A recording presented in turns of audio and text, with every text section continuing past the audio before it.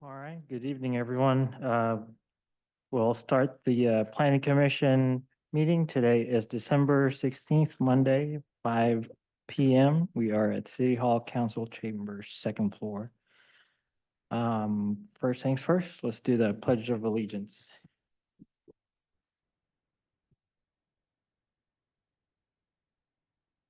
Allegiance to the flag of the United States of America, to the republic for which it stands, nation under God, indivisible, with liberty and justice.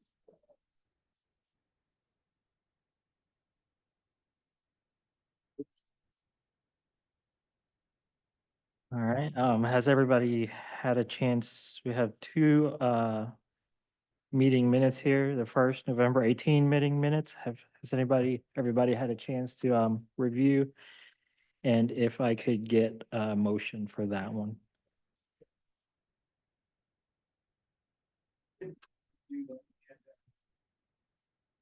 Don't think that these minutes that we're preparing of our work session and redlining are really complicated. And it seems to me to be a real tough challenge. And what we're really working towards is we're trying to revise the code, and we're doing it meeting after meeting after meeting. One meeting will make a bunch of changes, then the next meeting will realize that we didn't catch them all, or we'll think of some new things. And what's really important is where we end up, not all the points along the way. And it seems to me that it's got to be an awfully tough job for whoever's taking the notes on these things to get it all right. You know, did Benji say it, or did Bill say it, or did Paul say it? And did they capture it exactly the way? The most important thing in taking the notes on the code changes, I think, is to make the notes on whoever's taking them, or you, Kimberly, or some other staff, to take them on, maybe it's Kurt, on a master list. And we'll check it out at the next meeting. But as I was going through these things and noticing, I didn't think it fully captured what I said on some things and missed some other things. I'm thinking, now not only do I have to make the red line changes, but I got to correct the minutes. And so I'm like correcting two things. And I think it would make it easier for staff and whoever's doing these minutes to just say that we've met, we discussed, from this point to this point, however you want to say that. And, broad summary of it, and then just say the changes are reflected in the next red line. I think it would be so much easier for staff and much more accurate. I'm not gonna, and with that, if anybody, I'll hear whatever any comments have, rather than me go through these minutes and point out the changes, I think we could just make it easier on all of us going forward if we didn't go to all that trouble that we are right now. That's my view of the minutes that I've read. Well, Bill, I appreciate your feedback. I believe that, minutes are not a transcript. Right. Minutes are minutes. And I personally spend quite a bit of time. I know you do. doing That's what these I mean. minutes. And staff as well looks at the minutes. And unlike you, unlike your view, I actually got a compliment from staff on the minutes from the last. I don't mean not to last time. compliment. I just say it's a hard job to get it all. It's a lot of stuff that we're talking about. And No, I get that. And, there is a recording that has been made. It's an audio recording of our work sessions if we ever need to get back to something. But I thought that the consensus of this planning commission was that we should have minutes and they should be as accurate and complete as possible. I'll defer to whatever the group thinks. But all I can say is I've been doing my best, and I'm sorry if Well, you don't. I think I've just been want to make doing sure it. I'm not trying to be critical at all. If anything, I would echo the compliments because I wouldn't want the job and I think you do a good job. I'm just saying it's because there's so much back and forth on it. It's just hard to get it accurate. And I don't want to go through the minutes and start correcting you because I don't think that it's that important anyway, to get it 100% accurate. So I'd probably just not comment at all because it's a lousy job and you're doing a good job at it. I was trying to make it easier for all of us, but if you want to continue to do it that way, that's fine. Well, like I said, I thought I was doing what the group wanted. Yeah, If I'm that sure. is not the case, let me know what you want, and, You're as doing what we- secretary, I'll be happy to do whatever you want. I would say you're doing what we wanted. I'm just saying, when I looked through all of them, I just saw some things that I would offer corrections to, but I don't really want to do that. So Bill, what you're saying is you would take our discussions in our meetings and take whatever agreements or points, roll them into the red line, Yeah, that's what I was, and then review the red line right, and move on. right. That's what I was just thinking. I Yeah. thought that would be easier and, Take a step out, but I mean, we're doubling our work by going through minutes and then putting it back into the red line. that's my point. Well, and what I'm hearing is there's two different subjects. One is the code and the other is our minutes as it relates to the meeting that we have here for the other items. And I think that separating those out, I think that we need to continue with the minutes of the meeting that we're doing outside of the code review, but with the code review, then that's a different subject matter. And I think maybe what Bill is suggesting might be easier and better for us to try and deal with.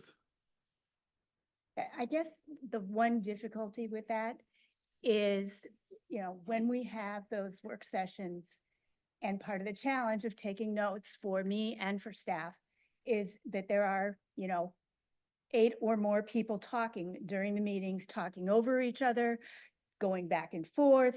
And I believe you've all heard me stop us from time to time and say, okay, so are we agreed on this? And that is what I write down in my handwritten notes, which are available for anybody to look at. And also what I put in the minutes. And I believe that that is helpful for staff. Correct me if I'm wrong, staff, but I think it's helpful to have those notes of mine in addition to their notes in order to put it into the red, in order to put in the red line. Because I don't do the red line. That is something that staff has done, and I believe that that's how they want it to be done, as opposed to giving me a copy and having me writing on it. I think it's better practice to have just one person in charge of the red line, and I don't think it should be me. No, I agree. And that's all I was saying is they can do the red line changes, and then you don't have to take down all these notes unless you just want to. I take down my own notes so that when I get the next red line draft, I can compare what we said compared to the new red line we have. And that's the way I double check that. And that's what I did in preparation of whatever code we're going to do today. But that's the only reason I was suggesting it. Not as critical, but to make your job a little bit easier, and also not to make it that I have to offer amendments to the corrections to the minutes just because you might not have heard something the way that I thought I said it or something like that. That's all. It was just trying to be helpful.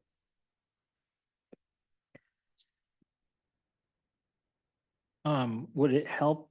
I mean, would it make sense if we, when we write these minutes, kind of just generalize the comments without saying who said what to make it, I don't know, easier or?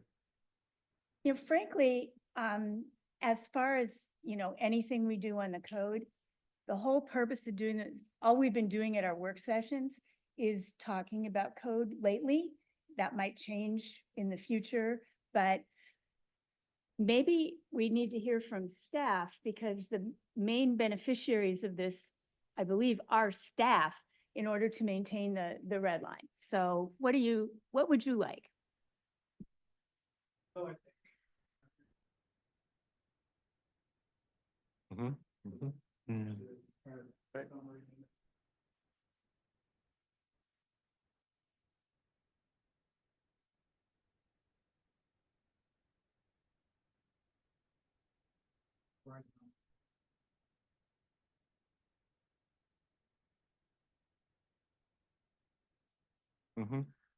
How do we have both? And then. Oh, let's just,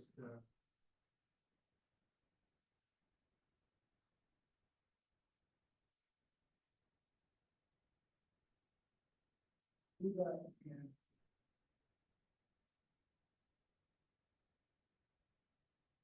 That works for me. That sounds a good idea. Does that work for everybody? Works for me. I just want to make sure that in the minutes, this is just for our code revisions. Yeah. Anything involving a project would be formalized minutes. All right, so do we want to vote to approve or make a motion to approve this minutes? So moved. Is there a second? Second. All in favor? Aye. Aye. All right, and then the December 3rd work session minutes, can I get a motion for that one? So moved. Second again. All in favor? Aye. All right. Questions, is there any questions relating to military operations? Hearing none, moving on. Jumping on to the new business, we have 3 applicants, but 1 applicant. Did we vote on the November 18 minutes? Oh, yeah, that was the first one. Oh, we already voted on that one? Mhm. Okay. All right, so with new business, we have 3 applicants. 1 has withdrawn, the Broad River Boulevard. That's the 3rd, business. Chairman, point of order. What's that? I believe that they asked to have it put on the table. I don't know if an applicant can have it put on the table or not, or whether they have to just withdraw that.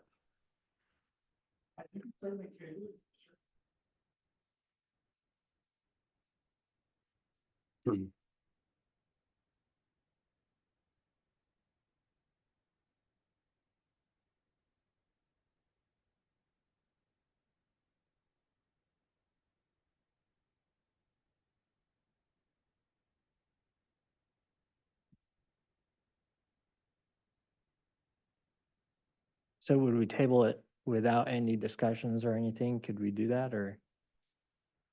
It's up to you.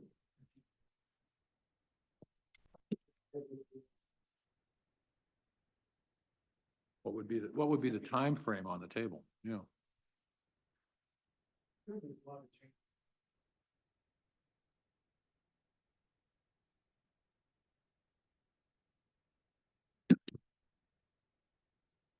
So we're really talking about pushing it out to the February meeting as a practical matter.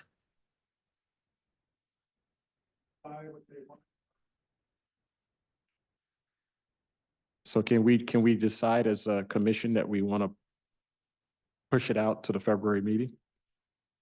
That's what I'd recommend we do. Um, I think they got a lot of work to do.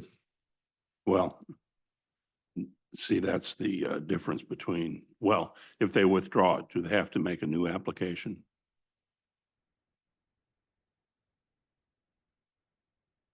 But if we table it, we don't have to designate a date for that to come back to the commission, right? I think in your.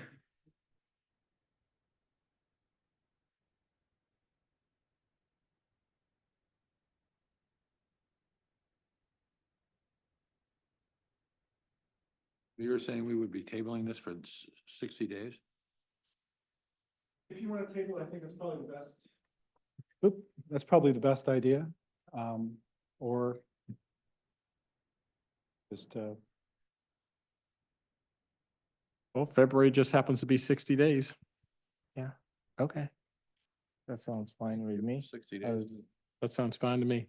Chairman, if I might suggest, I think you probably need to go ahead and ask for any public comment first, Right. and then any comment from the board, and then turn it over to the board and let the board formally table it. Okay, yeah, let's do our, I guess let's just move that up on the list first. Since I think this is gonna be a pretty quick one. So do I need a motion to move that up to first? yes. Okay. Can I get a motion? So moved. Is there a second? Second. All in favor? Aye.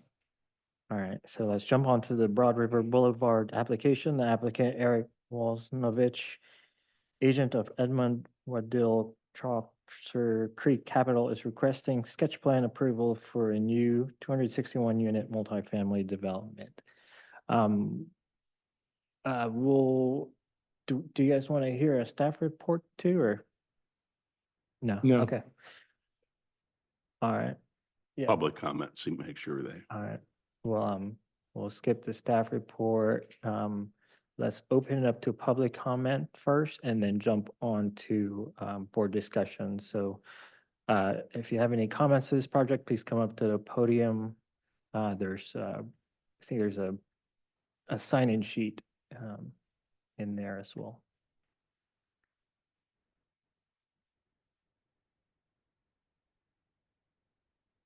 Hi, Jesse White. I missed the sign up sheet. Oh, okay. And after I learned that this was pulled, I wasn't prepared to give public comments anymore, so forgive me. I did submit comments In writing. in writing, so I would just defer to those comments, but in addition to, the staff report for that project was very thorough. So the majority of our comments were focused more on the bigger picture of the kind of the scale of development approvals in this general vicinity, and particularly the number of approvals within the city's jurisdiction, which account for over 2,700 new development units. And then just zooming out a little bit further, thinking about the county, unincorporated county is also considering approval immediately adjacent to this property. At the Grove is what they're calling the one before the city. And then the CCC Reserve is what is potentially going to move forward at the county with 300 units. So we strongly encourage the applicants and the planning commission to think holistically and think about the infrastructure needs in this area. There's already essentially a failing intersection at Paris Island Gateway and Robert Smalls Parkway. So adding this amount of new development without making those improvements to the existing road infrastructure first is setting everyone up for more headaches. So those would be the majority of our comments, and compliance with the code, given the zoning for T4N. Thank you. All right, thanks, Jesse. Any other public comments? This is Benji, Then, yeah, we know they All right, okay. I did Um, give share the wrong email address. for me. hearing none. Is there any, virtual comments? No, sir. All right, opening it up to board discussion. Did we have a, let me ask a few, did we have a TIA on this? Because I noticed in your comments, you had said a revised TIA, and I just heard the comment that. Yeah, we had a preliminary kind of TIA that needed some review, so. You do have one? Yes, but we had some, I guess, between staff and the county, we had some changes that we were desiring of the TIA, so. Well, had it come forward today, we wouldn't have had that TIA for discussion, I gather. I mean, it was I- on the agenda, but we didn't have it in a packet. No, So we really, but again, a sketch plan doesn't require a TIA, so. under the code that we're considering the revisions, we won't go through this sketch plan process in a site plan review. I gathered that, in fact, I got a little bit mixed up, and then I went back and looked at the code, and I think one of the reasons we're revising all this is because it's very confusing in the existing code, the differentiation between a subdivision and a development plan. And so when I saw this labeled as a sketch plan, I'm like, how can this be a sketch plan? It's not really a subdivision, it's a site plan. And so I gather that under the, just correct me on this so I understand, under our current code, somebody can come forward on a sketch plan on a non-subdivision. And we just review it and then they later come back with a site plan. Yeah, in this case, it's any creation of a new street, if you remember, when you were on the MPC, requires a sketch plan. And Are since you, that's- you considering these private internal streets, which are really just parking lot streets? Well, they were building a boulevard to Paris Island Gateway, if you remember. And actually, the boulevard was going to connect to the property that the previous speaker was talking about. It's kind of on the southeast portion of their lot. So they were building kind of a street. So even though it's really just an access road to this development, you considered that to be to bring it into this subdivision category? I mean, it seemed like it says a new street. That's what it is. So so. And Especially since it was going to serve multiple developments. It was going to serve the annexation before. That also got withdrawn. that was another case.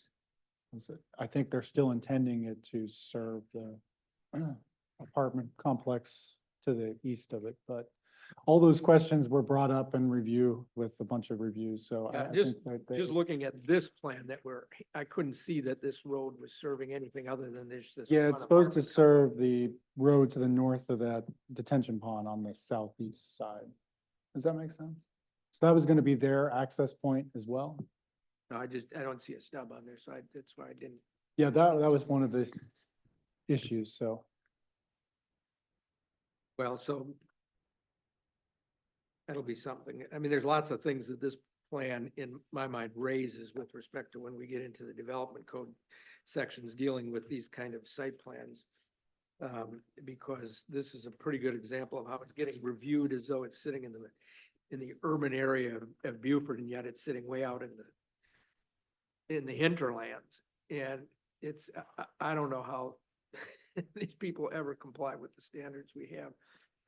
So, Does that make sense? So if you remember last month, actually they wanted to have both on the agenda. So and then this month, they were supposed to have the annexation. So it was basically the same owner, but with a different incorporation. The property to the east was tabled last month, if you remember, for an annexation. So that boulevard that you saw from Paris Island Gateway was going to provide access to both properties. So it was going to be a new road, and they decided to pull the annexation, I think, a few days before they pulled this. So they both been pulled. well, one thing that would also be helpful when we get these, whether they come in on what you call a sketch plan, or whether they come in the actual site plan looking for a real vote from us, it would be very helpful if this plan was also then superimposed on an aerial, not just had an aerial, but superimposed on an aerial, so that we can see what is the relationship of this compared to the structures on the adjoining properties, and have the setbacks on those adjoining properties, and also all these buffers delineated with actual distances, because looking at it, I can't tell, what the setbacks of the parking are from adjoining properties, from adjoining buildings, from adjoining structures, or anything like that. And to the extent that our reviews under our code are at all discretionary, we need to be able to look at those impact mitigation issues, which you can only do if you can see how all of this exists in context. So maybe when they come back, we can make sure they provide us with a plan like this. I mean, I like the detail in this color because it's a lot easier for most of us, public obviously included, to be able to discern what's going on here. But it really only works if we can see it in the context of what actually exists around there. And so the last comment on that, for example, would be if that other apartment complex was going to be served off of this road, that would have been a good thing to see on there. Yeah. So just something, maybe you could give them that advice. Yeah, we'll give Back. anybody that doing a sketch plan that advice, but in the meantime, you are updating the code and I think requiring a lot of extra stuff. So if that's not captured, we should probably update. Right. Yeah, so I mean, could we go ahead and make these requests today? So they could come back with all these things that we want to see? Sure. You So can let's make a table with list. that recommendation. Yeah, let's make a list. of, what we want to see for when they come back. So I think one of them was a TIA. The other one was the context plan with the surrounding, streets and structures and, other natural surroundings. Setbacks, you know. I do want to see a tree and topo survey, conceptual grading and, conceptual building elevations, an arborist report, utility sign off.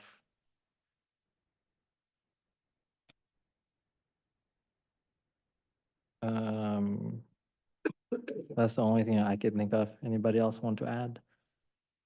I think the code revisions, you're right, Kurt, you know, that we're doing are gonna provide much better guidance to Going to people in the provide future. all of that. But given the fact it may be a while before we have those, since we now have maybe two big apartment complexes coming back near term that we would have to review, it'd be helpful to have the things that Benji just said. Well, I think you just need to, someone needs to make a motion and second it, and we'll just have to make sure we got a good Well, if somebody had a list of what So, Benji list, yeah. just gave, I would make a motion that we ask staff to ask the applicants in these two apartment cases and on others like it coming forward to have those, that That's kind what of the code- information for us.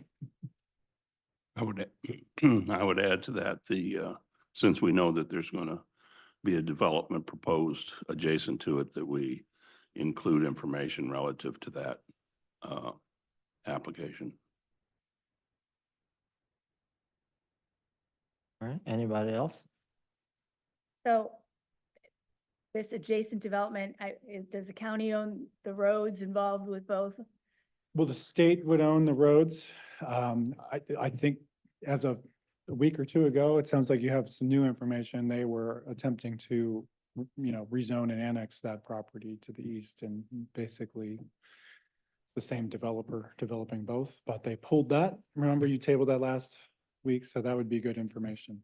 Yes, Yeah. so any information available about what they're gonna do with the intersection and other roads involved?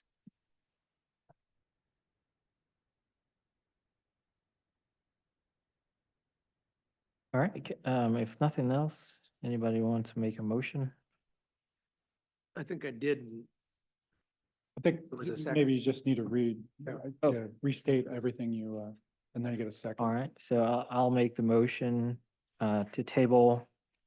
No, you can't make the motion, I'm oh, I sorry. can't make the motion. what, I just made the motion, but Oh, you made the I think motion. I made a motion that just needed a second on adding everything that you kind of delineated. Okay, both on gotcha. What I had said in. my- Amended, so someone needs to make an amendment to, you have to And I'll accept. accept the he has to amendment of accept it, what, yeah. I think Kimberly said down here and Commissioner Tomey. Do we want to go over the list of information that we're requesting of these people and make sure we have it all? Well, whoever's making the amendment needs to state the list, and then Bill has to accept it, and then. I think you got the list there, Mr. Chairman. Oh, so I can make the amendment? Well, if you want to No. just list. Oh, you're the some- chairman, not You just written. list what you have on your list. You might want to pass it on to, Just list your items and then let All right. Bill put his Okay, amendment to it. gotcha. All right. So, traffic impact analysis. Context plan of surrounding, natural contexts and man-made contexts, including the proposed development and other surrounding roads. Tree and topo survey, along with an arborist report. Conceptual grading, plan and conceptual building elevations. And, yeah.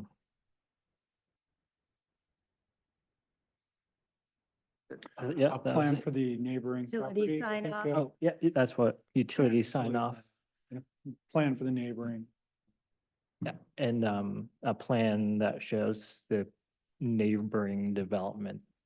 That's not there yet, but the proposed neighboring development. And if that's Commissioner Bardenwopper's, Yeah, I'll accept that. I'll accept that. motion, I will second that motion. All right, all in favor? Aye. Any opposed? All right, motion passes. Okay, I think now, the commission needs to, have a motion or deliberation over tabling the project. okay. Is there a motion on the tabling the, I'll make a motion to table this, project until February 17th. is there a second? Second it. All right, I heard a second. All in favor? Aye. Any opposed? Motion passes. Okay. Jumping on to the next item on the new business, 101 Whitehall Drive, the applicant Bill Chambers is requesting site plan approval for a mixed-use building. Take it away, Kurt. Okay, so as you stated, this is a kind of a major design approval or site plan approval for a mixed-use building here, and it's X marks the spot for the building. So this is part of the Whitehall development, so everybody can see where it is on the map. It would be fronting 21 there, so pretty prominent position, I think, in the community. Right next to the entrance into the development, so I think everybody's kind of aware. This is the zoning that you can see. It's T4N. The city zoning is obviously colored. Anything that's not colored is this in the county over on Ladies Island. So the whole development's kind of a similar zoning district. Here's the floodplain map. So it is just out of the floodplain. Looks like a little tiny sliver up there on that kind of where they have a buffer area is kind of in a shaded zone, but everything else is high enough that it's not in the flood plain. So this is what it looks like from a street view. Here was the conceptual, so everybody have their bearings here on this plan. All right. So this was the conceptual site plan that was approved, or sketch plan, if you will, that the MPC approved in December, I think 16th or 14th, but on the top of my head, but of 2020. So it's it was platted and approved a few years later. So this basically all the infrastructure that you see here was built. But some important things to note with this, obviously there's a county park that's to the kind of northwest. And there's a, as you can see on the plot a little later, there's a 20-foot strip where those trees are. So if we go back to these trees, when the developer was platting this and get the sketch plan approved and the final plat approved, they dedicated a 20-foot wide strip basically to protect those trees and to provide a buffer area. So that's not part of the project per se, but those trees will stay. Hopefully everybody understands that. But as you can see, it has over 110 parking spaces. So parking, it's already built. Everybody's been out there, I think. So essentially the way this was developed is the developer put in all the infrastructure. So there's outlots essentially for sale. This is one of those outlots that, you know, that's already has utilities stubbed to it, and stormwater's already in, everything's already in. And they're just building a few parking spaces in the building itself. And so if that kind of sets the stage for it. So Kurt, I have a question. Going back to the conceptual plan, on the conceptual plan, there is a mixed use B, C, and D. Are we approving one of those three tonight? Yes. Which one, Yes. B? Maybe the X is a little easier to see. So you're approving the one that's right next to the street. So I can't really read very well on my computer, so. I'd have to- It's B. So. Okay, we're So no, approving I B. think it's in the staff report exactly which one it is, but. So there will be a C and a D to come Later, later. yes. So, but again, all of their infrastructure is built, the parking lots are in. Yep. Stormwater's in. So we're, you know, really, as those come online, someone purchased them and decides to develop them, they'll come back to you for Mhm. approval. So Uh, this is, oh, go ahead. I'm sorry, I don't mean to Oh, interrupt it's you, but before you go forward, I would like to have a copy of that site plan. I've been wanting to get that for a long time. So Of I would the, like to get a copy of that. And, yeah, later on, I would like to see him do an overlay on that of his plan that he's proposing. I think I did send it this morning. Mhm. So, You that did. was the overall did. plan. It was Yeah. a big file, so hopefully everybody got No, it. you did. That site Can plan. bounce back, yeah. Yeah, For the overall development, the plating for the overall development.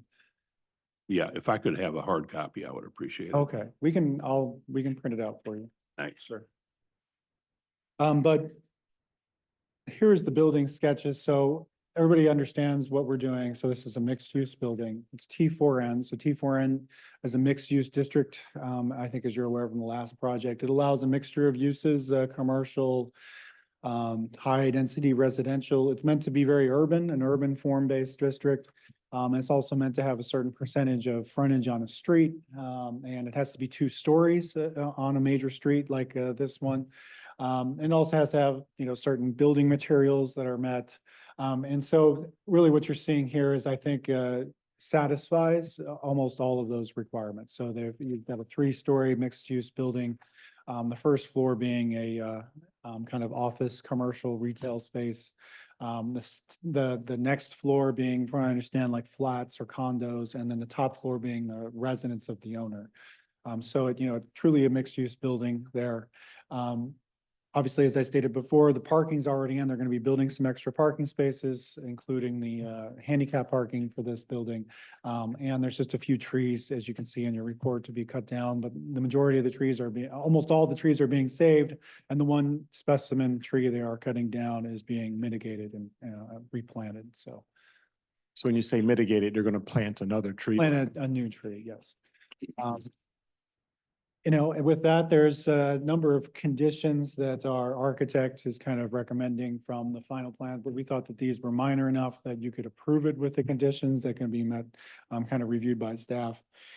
And that's, really related to the second floor balcony, adding windows to it, 2 areas of blank wall within the first floor of the north facade, removing a fabric awning, just clarifying that they were replacing CMU with brick, although it appears to be brick right now, and a lighting plan. But otherwise, if you look at the page before that on your staff report, that's like pages 3 and 4. I feel like this is a good representation of and I don't know if I need to kind of go through each one of those points or findings of fact of 9.8.2. I feel like this is a really good representation of the kind of development that's really desired in the T4N district, a mixed use development that, fronts the road and provides a mixture of uses, obviously. And, high architecture standards as well. So, I'd refer to that 3 and 4. And when you make your findings, just remember to reference those findings with those conditions. But we're recommending approval with those kind of minor design conditions. And that's about it. Kurt, I didn't see a landscape plan. Is that required? Yeah, there's a landscape Oh, is there? plan in there. It's the first few pages. And again, this is kind of a small site. So most of the, as you get into the plat in your packet, you can see that it's basically the lot is almost not entirely, but mostly made up of the building itself, and the rest of it's already been installed. And then it's that buffer area. So again, there's not too much other than some landscape, some, kind of foundation landscaping and a few extra trees that'll be added. So Could you flip to it? Because I can't find it for some reason. I think I've only brought my staff report, but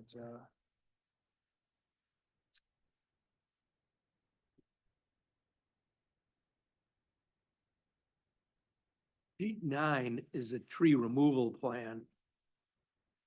Is that also the landscape plan? Yeah, I see the trees, but I guess I was curious about like other stuff. Shrubs and. That's the only sheet that references any sort of landscape. Right. It might not have been printed out here, but there's definitely a landscape plan, so. Well, I might- Well, is that plan that I just said, the sheet 9, which says tree removal, is that also, I can see the trees in red that they're taken out. Are the ones that are outlined in, looks like a tree, are those the new trees? Yes, I see some 3-inch live oaks. So so I'm guessing that must be a tree removal and planting plan. I think those trees are already there. the They're already- 3-inch yeah. live oaks. Oh, they're already there? Yeah. really the first page, and that's that 20-foot strip that's not being removed. Well, maybe that's why we don't have a landscape plan, because they're not, it's already there. Okay, so it's And then, basically yeah, just, page ASA 002, tree removal, there's 4 trees that I think only one of them is a specimen tree. Those are gonna be removed. Whereas the new, trees that you can see there will be planted, all on the right, site, so. all right. All right, which of the new trees to be planted? It's on the, Sheet 9, is that? T9. Bill was right. It says A's S 002. There is a more specific plan, but,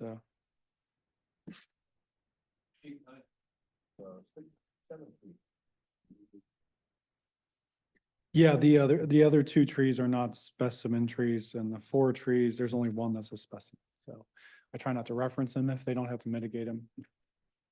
So do you have any idea why the tree that's on the outside edge of that, that open space, the one closest to Sea Island Parkway, there's one tree out there that's gonna be, That's in the buffer area. yeah, I would ask the applicant if Yeah. that could maybe be saved, but it looks like those trees are kind of growing together. It's probably, All right, I think, let's give it up to the applicant and then for his presentation. Before we go to the applicant, I did have one question about the uses for the first floor of the building. It says in the staff report, when no real retail frontage overlay exists, the ground floor is limited to office, artisan, and trail-related uses only. But I was looking at the code and, T4N says something like a corner store would be okay. So what would be the appropriate, actual uses of the first floor of this building? what are you referring to there's T4NA is somewhat restricted. That's like an artisan district by the. by I'm the, just reading from the code, P4N. Last sentence, including but not limited to apartment buildings, mixed-use buildings, row homes, duplexes, corner stores, and both in attached and detached single-family housing. And there's another paragraph about T4NA, but this is T4N. Yeah, this is right? T4N, yeah. So, Yeah. they could put any, I think almost any retail or office use, on the first But floor. they could have like a little convenience store or something like that, if that would. I think obviously, some uses would be different, I don't think they could do, but with the way this building's set, I don't think we have to worry about gas stations or service stations or anything. But yeah, pretty much any, Like a little clothing store Sure, or a little sure. something like yeah, that. pretty much any general mercantile type of use or office. wine shop.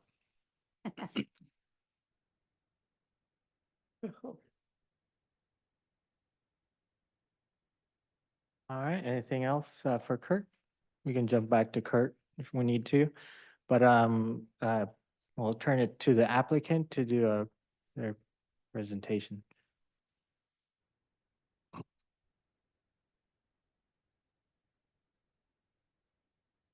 Show me how to get around. It's actually really easy. You just move the 2 arrows. These two? That's right. Okay, great. Hello, my name's Bill Chambers. I'm a local architect and the architect on this project for Tidal Creek Ventures. Our Could civil you spell your last name? Chambers, Chambers. Is there a form there for you to fill out your name and address? I'm the Oh, applicant. okay. He's not the public. That's true. Okay. Do you want the public first or? No, nope, Okay. nope. I'm conditioned to ask people to fill out a Gotcha. form. I apologize. All right.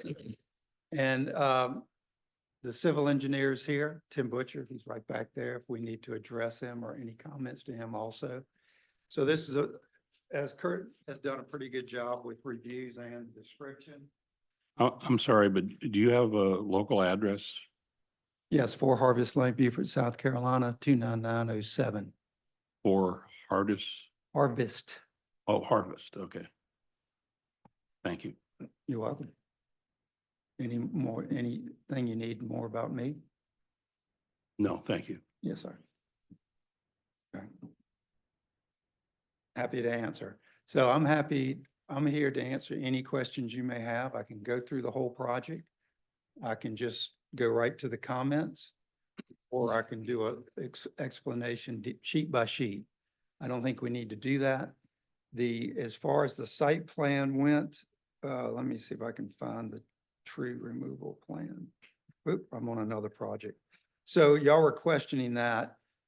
The specimen tree that Kurt was referring to is one tree. It looks like 5. And we've got an arborist report, and it comes out of the ground and grows off to the side. Right through the middle of the property. So it would completely negate a building on that site, 100%. The other 2 are pines. And then we want to mitigate the one oak tree with some more overstory trees in the buffer, planted in the buffer, which we have permission from the developer to do that. So we have a landscaping plan. We don't have a final landscaping plan with material sizes. We're working on that right now. So that's the status of that. It's mostly understory on the whole parking lot side. A couple of palmetto trees to give some scale on the parking lot size. We've got a great tree in the median already. We're going to keep that. It's large, it's branchy. There's one limb that might have to be pruned a little bit, but it won't affect the tree at all, nor do we want to kill it because it's too mature. So that's a big tree for us on that. It is a mixed-use building. The first floor is a shell. There's no slab inside of it, no finishes inside of it. The only issue from the owner's point of view is it will not be a restaurant because they're going to be living upstairs on the 3rd floor. The 2nd floor is right as we've shown it is 3 residential units. It could go 2, it could go 1, but we're designing it for the max to do our parking calcs and whatnot. There's about 1,200 feet in one and 2 550 square foot units. The 3rd floor is about 1,100 square feet. A lot of porches, a lot of terraces, a lot of articulation. All the comments that were mentioned from the city, we don't have an issue with one of them. So we can go through all of them. We will have structural that isn't done yet. I've done most of the structural, but we'll have some bracing, some framing that might affect the facade, which we'll bring back to the city and back to this board if that occurs. So that's not an issue in my mind. We're pricing the building right now. So if there's value engineering that has to be done and there are changes, we're certainly going to bring those back to the city also. It's a brick building. It's basically a 2-story brick building with a 3rd-story setback penthouse. Penthouse will be more residential, the materials with a board and batten. The brick veneer is brick veneer, very glassy. On the north side, it's almost all glass. That's why the awnings were there. And the terraces are really for water mitigation more so than anything else. We're not really concerned about balconies per se, but since I want to mitigate the water, we've made some balconies and some awnings. And Kurt referred to some of the awnings that we're going to take out to mitigate his questions. Other than that, Tim, do you have anything to add? As far as parking goes, we're under this lot. There isn't any dedicated parking to any place in Whitehall, but our lot has 14 spaces on it by meets and bounds. They're not dedicated. We're anticipating by code, Beaufort code, using 12 of them. And they could go down, depends on the residential quantity. But that's what our quote max is right now out of the 14. So we feel good about that for the rest of the development also. Will the top floor setback penthouse unit, will it have any outdoor seating or entertainment area like a fire pit? It has a lot. It has a big terrace overlooking Beaufort on the west side. It has, what's a circulation space on the second floor, but the third floor is private, so it has a south facing porch on that side. Will it have any kind of outdoor seating area, fire pit, anything like that? No fire pit. We have a lot of seating, but I don't have a fire pit designed into the system. So not We a. do have large planters designed in the Mhm. balconies Mhm, as part of the handrails. mhm. So that'll be all designed together, but no gas up there. That amenity only for the penthouse, or would it be for the other people too? No, that's on, the third floor is strictly private. At this stage of the design, it's strictly private. The third floor, the elevator will be keyed access, so no one can go up there. And the second floor to third floor stair will be not accessible except by keys, keypads, swipe cards. Structure is steel. The steel, concrete floors, metal truss roof, and brick veneer. One at the elevation, The downcomers coming off of the second floor and the third. the what? I didn't hear you. Could you turn on your microphone? Downs, Gutters. gutters and downspouts, yes. Downspout. Yeah, okay, sorry. Comers. Sorry. Where do they terminate? Where's the water go? We're gonna take all that water. The only people that have been hired so far on this project is the civil engineer and myself. Uh-huh. So we're gonna mitigate all the roof water into downspouts and gutters. And then we're gonna have a line that he's done, that we're gonna tie everything into that line, into the storm system that's already there. So the there will storm be- system already exists in the Whitehall. And it community, exists if you on, will. yeah, let me show you what, let me see if there's hold on. So there is I don't see the survey. So there's a storm drain on this property, on this lot right now. Okay. So everything's gonna tie into that storm drain that's there through an 8-inch pipe underground.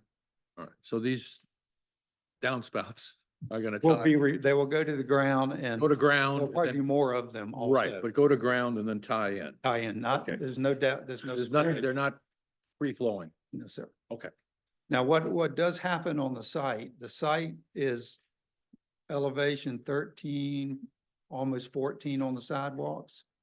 On the street side, it's much lower. It's like 11, in some places 10. So there's already a natural drainage area there that will stay wet, Hmm. but we're not going to contribute that, nor can we use it. Right. It's not ours to use at this point. So is that buffer area, that's basically like an untouched That is the landscape? developer's buffer. Okay, Now, he can overlay stuff on top of it if it needs to be. Mhm. But he's granted us permission to plant in that buffer. And that's the low area? That's a lower area. Our building's gonna be higher than the highway. Our finished floor. Your finished floor is what, 15 feet, I believe? Yes, sir. Yep. And we're doing a stem wall on that low side, which is a retaining wall, backfilled concrete slab. So it's gonna appear pretty high on the back, 3 or 4 feet. On the front, it's 2 steps. I've got a couple of questions about the landscaping, if I may. So, what are these, trees marked as LA in the buffer area? Those are laurel oaks and those are there. Yeah, one of them, landscaping. one of them's broken. I mean, it's just broken There's- in half, There's 3 of them that are in bad shape, but they're not ours. but they're in the buffer. They're in the buffer. Okay, and so you've got permission from Whitehall Point Holdings to manage the buffer in front No, of this sir. building? No, sir. So who's going to do that? Because if we look at this screen that we're looking at right now, I mean, you've got this beautiful building that's sitting on that lot and you've got a buffer that's stands to be poorly maintained in front of it. That doesn't work too well. Well, we have planned it right now in the landscape plan. It's being finalized, mitigating our tree, our live oak, Yep, with 4 more trees go in the buffer. to go in the buffer, But what not about, on our property. what about the tree? Can't you do something about the one giant broken tree that's just a, you know, a stump about 30 feet tall? Can we do that or can the developer do Well, that? maybe I the guess developer question. is a part of the landscape plan. I mean, it just Tim can seems, answer. yeah, it just seems like in order to have the most effective landscape plan in front of this attractive building, that you want to get rid of those trees that don't serve much purpose. And there's another one there's one that's dead. You've seen the dead. Yep. And then the one that's kind of dead. And the water oaks out there are very large, so they're becoming to end the cycle. So I guess you could make a motion for us to talk to the developer. I know the developer well, and he would let us do whatever. But that's not our control. We're not building in that buffer at all, other than mitigating our tree. Well, who's going to maintain the buffer on an ongoing basis? When it turns over to Whitehall, then all the lot owners will maintain it. When it turns over to the homeowners association. So that will be, You're an asking a developer question, which I might be answering that wrong. so what you're saying essentially is that might eventually belong to our homeowners association? I think it will be Okay. over time. As any development starts, I think a lot of that land gets relinquished over time. Now, I'm speaking out of turn here. No, I you know. get it. I get it. Okay. Well, you know, the only reason I bring this up is that I find this to be an attractive building and you know, pretty high quality development. And I'm looking at this frontage and it's got a bunch of beat up, broken trees that they don't have any control over. And my recommendation would be to ask them to see if there's something that can be done about that as a part of their overall landscaping plan. It just has to be a recommendation because it's not. Otherwise, they have you're an- going to agree to all the staff comments. I think the architecture looks great. I like the project. I just hate to see the big broken trees in front of it. That's all. Me too. All right, well, I think I need to open up to public comment first, and then we can keep discussing the project. Within the board, is there any public comments? Nope. Any virtual public comments? No virtual comments, sir. All right, let's keep talking then. I'd like to ask a question of both you and staff, I guess. When you're talking about the fabric buffer that is abutting the roof, the tin roof structure, standing seam roof, is that the one that I'm seeing back here on the right here? That one.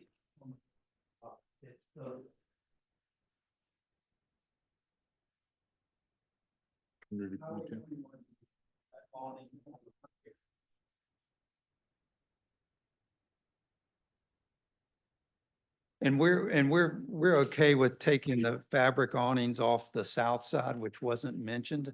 I think a retailer though might want fabric awnings as a demarcation point for whatever's in there. Well, But the comment refers to that awning on the north facade. yeah, I was just gonna say to staff too, that as an architect, I think the fabric awnings would probably look better and you could change them out when they got ratty looking and put new ones up as opposed to the standing seam. Yeah, I don't know if I need to, I'm kind of speaking for Jeremy, but I think he thought that since the pedestrian entryway is going to be on the south side, the opposite side, and that's fronting on Highway 21, I think he just felt that it would be more attractive to have them on that rear side where the pedestrians, people coming out of their cars were going to enter. I also feel what Jeremy was referring to is there's a fabric awning on that elevation, then a balcony, and then a metal awning. He thought it was too much running down that one leg of the facade. I think that's what his comment was about. I understand. I just, I think taking another look at that, I don't know if I'd keep that as hard and fast rule, but I think taking another look at it. Now, I will say that as an architect, I think this is a nicely designed building. We haven't had a lot of those for a while. So I appreciate that. And I like the way it stair steps back so that it's not as imposing of a structure off of the sidewalks and the streets. I think that it is massed and scaled in a more appropriate manner. So I appreciate that, and I thank you for that. Appreciate that. Kurt, I have a question real quick. Will there be any kind of, and if this is too speculative, I'm happy for you to tell me so. Is there going to be any kind of requirement for the next two mixed-use buildings to follow the same kind of architectural theme that this one does? Or are those going to be solely up to the, desires of whoever comes in to buy the property and develop it? I mean, I think that it's kind of based on those, whoever's gonna be the end, owner or applicant.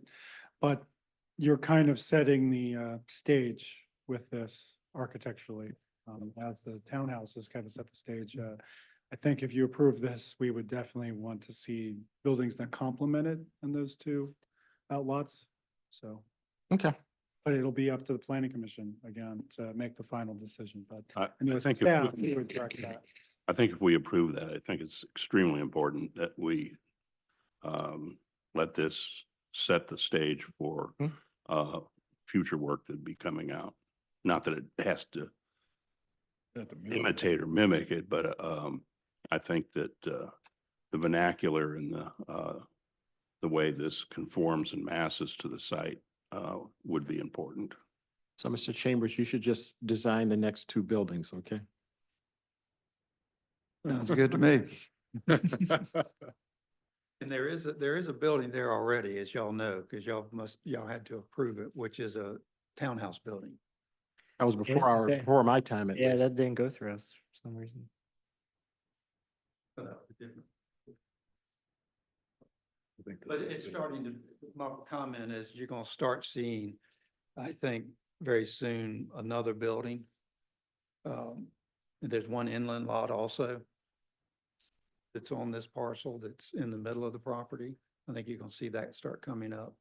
So you're gonna see a good contrast of buildings, but they all should be themed together, like you're saying. I agree with that comment.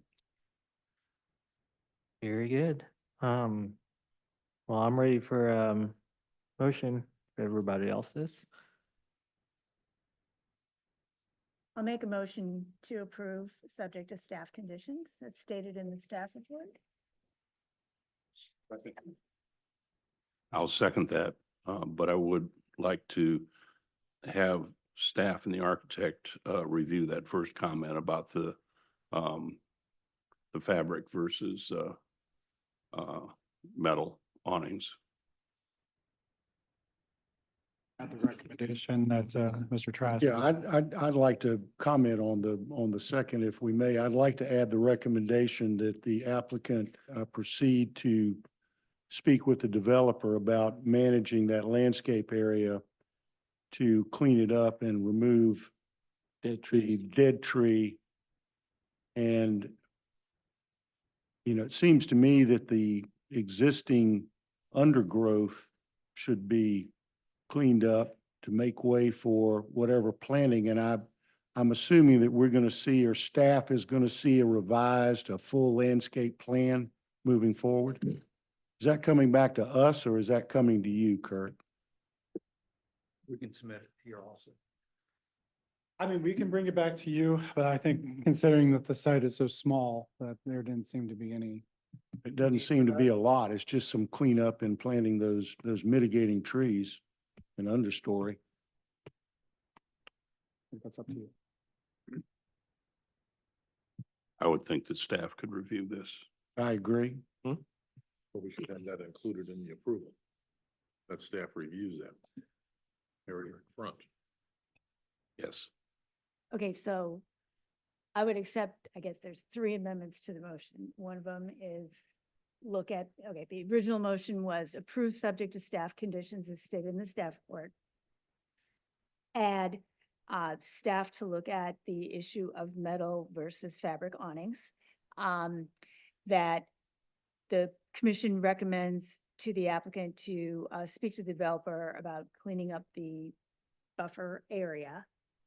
And the one more? Well, we're gonna see a design for that buffer area by the developer, right? Well, I think it was that would go to, that Go to issue staff. would go to staff. Okay. The Yep, I'd buffer be cleanup satisfied with would go to that. Yep, staff. staff can manage that. Yeah, so those are the three additions to the motion. All right. Oh, So I still second it. What- Okay, look at the fabric versus metal awning issue. That's number one. Number two is the recommendation that the applicant talk to the developer regarding cleaning up the buffer area. And three is the outcome of that buffer situation can be reviewed by staff. versus Correct. Coming back to the commission. That's fine. And again, I still hold with the second on that. All right, all in favor? Aye. Aye. Any opposed? Hearing none, motion passes. And the one thing I would like to, when you look at those awnings, is I don't have enough detail to even see what's going on there. But when you start to get into that detail process, that's when I'd like y'all to review that both aesthetically as well as functionally. Well, that's it. Yeah.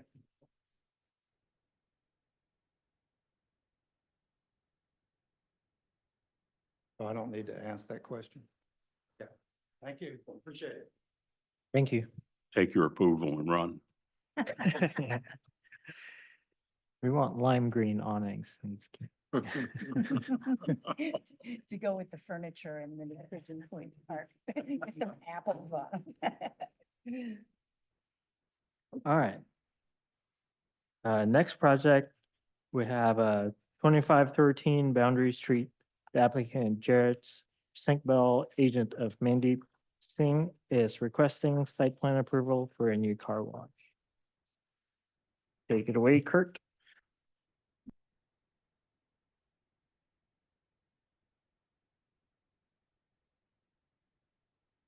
okay, first, at the dais there, everybody should have gotten some revised plans that were sent later last week.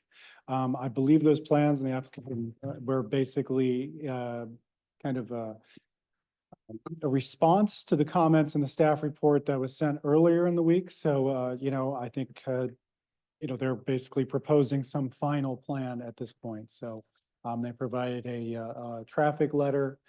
They provided some elevations and some revisions based on those comments. So everybody has that printed out in front of you, I hope. Yes. Okay. Okay, so this is located in the, so what we're looking at is a car wash on 2513 Boundary Street. This is the location of it on the X and the yellow like outline. So you can see the marsh is kind of due north of this, and then, you know, obviously right on Boundary Street. We'll show a picture here. So as you can see, there's an existing curb cut, and it's right next to that hotel. It's to the left of it. The Sleep Inn is to the left of it. So probably knows where we're at. But again, here's the location. It is not within the Boundary Street. Whoa, sorry about that. It is not within the Boundary Street, obviously overlay, which is administrative approval. So it's out of that. That's why it's here before you today. So it is zone T5 UC. So T5 UC is a kind of our densest urban district. It allows a variety of uses. It has a number of it has the highest number of restrictions and design restrictions based on it. You know, it's supposed to be very urban in nature. So development is supposed to be very urban in nature. So as you can see, that T5 is pretty much along this side of Boundary Street to the south, those properties are actually still in the county, but otherwise everything else is in the city and is zone C5, T5 in this general vicinity. So you can see the floodplain map here. So, you know, it is obviously the marshes to the north. You know, that will affect the building and how it's built, but more for the building itself, right? So it'll have to, the building code will trigger that it has to go 1 foot over basically the flood plain, and, you know, it might require some flood proofing when it's built. So just so everybody knows, and that's 13 feet is basically the base flood elevation in the city of Beaufort. So anything lower than that, you know, you need to start flood proofing your building. Anything above that, you know, is typically okay with the building. So that makes some sense. So this is the street view. It does have an existing curb cut, as I stated. Most of the site has been cleared of trees except for around the perimeter, as you can see. It's next to the, go ahead. Our screen right here is Blank. on black. Oh, And I promise I didn't touch anything. Did it get unplugged?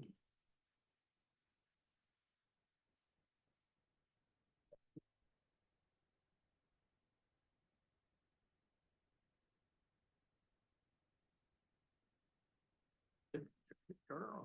Let's see. Here we go.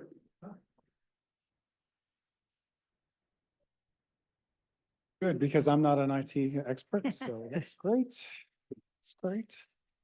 And so, you know, to, again, look at the new plans you have before you, because those are in response to basically the packet. I do want to note, project's been in review for some time. You know, I think that the applicant was really requesting a meeting at this point and to clarify some of these issues. And I think after the packet, I think they've clarified some of staff's issues with it. Again, the important thing to note is the T5 UC. It allows a lot of commercial uses and even car washes like this. And as you remember, a few meetings ago, storage. But it has some very specific design requirements related to that. And that involves liner buildings and, you know, storage has to be 200 feet back, if you remember. And all the code references are in your staff report. I don't, because there's a lot of them. I don't know if I need to state all of them. I'll just agree to them by reference, but I'll explain them all. But essentially, there has to be a liner building for something like this. That liner building has to be at least 25 feet wide. So that was a major revision they had to make. And you can kind of see how they're kind of creating that liner building is right in front of you on the screen. So that 2-story building, it has to be 2 stories with the T5 UC district. There's a lot, right? Does or does not? Does not have to be 2-story there. I think it's close enough. That it might need to be 2 stories, but I need to check that reference. It was recommended, yeah. So it's within 200 feet of any intersection. And this is No, pretty close. significant Significant intersection, which is intersections. 170, which This is not- outside. this the is outside of it, 250 foot but mark. it does have to be buffered. The liner buildings have to be 25 feet wide. It has to block all of the bays essentially, or the car wash areas. So where it's coming in and out, the parking has to be screened. All that, you know, the drive-through area has to be screened as well from the building. So I think that's what the applicant is trying to accomplish. Obviously, the building has to be fenestrated. So, you know, that's what's being proposed here. With some false fenestration on the, which I don't know that we showed here, but it's in your packet, actually on the car wash area itself. So all of those things have to, and it has to be up against 0 to 10, 15 feet from the Highway 21. You know, it has to have that at least that building frontage, you know, the percentage which they're meeting up against the street. So all of these things are required, and the material standards kick in. So, you know, the type of material and the roof, all, you know, are in chapter 4, all of those kick in. So in the end, I think, to summarize, it makes the car wash look like it's very urban and it blocks, the form-based code basically blocks the pedestrian oriented nature of the car wash. So does that make sense to everybody? And so what you have is a, you know, somewhat of an arduous task for a designer to make this work. And so I think you see a lot of revisions. There's still a few things that, you know, I think some concerns that we have. You know, one is the parking. If you didn't notice, all of the parking to this is basically gonna have the vacuum pump on it. If you're, you know, I think everybody's used a car wash before, breezed through car wash, that, you know, you get out and then you get to use the vacuum pump for free. So all of the parking spaces have a vacuum pump, so that creates a potential issue because we have a liner building that's got some empty, you know, 2,500 square feet of space. It's probably not, doesn't make a lot of sense for that liner building to have their parking as a vacuum pump with the car wash and for their employees. That just seems pretty awkward, I would say. That's a concern. The storage itself, I understand they're going to speak on the storage, but I think right now they don't have an end user for that 2-story building in front of you.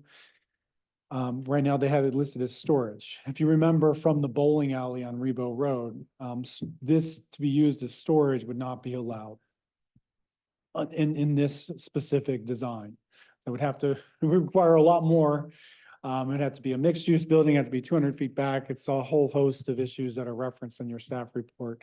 So listing this as a storage, you know, is something that you're going to have to, you can't really approve as it's submitted. So you're going to have to ask that question of the developer. I think they've made some changes and I'll let them talk on what that might be. But essentially the liner building requirement is to try to require extra commercial office residential space because in an urban environment, that's what the form-based code is trying to require.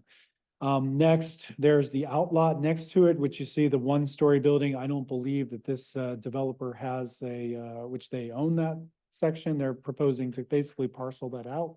I don't think they have an end user or site plan in mind right now for that site. So just keep that in mind. You know, with the traffic, that's why we requested and potentially a TIA, you know, for a breeze through car wash and rush hour. You know, I asked them to provide that letter or something because they can go over 50 trips in a rush hour in some places on a major street. So I think they provided that since the packet went out. That's included in your packet. But they definitely will probably go over 50 with any retail or anything next to it. So that's just something for you to consider. So those were some of the main things. And then, you know, there was just some questions about materials, et cetera, that, you know, just a lot of questions with those in your packet. So when this was originally put on the agenda, I think it was really kind of to get kind of almost a conceptual sketch plan kind of ideas and recommendations from you. But I think since they provided some more detail to you, so maybe you can make a decision. That's up to you. But I think they're trying to address a lot of this. But I'll let them, you know, answer all that. Has Jeremy had a chance to comment on these?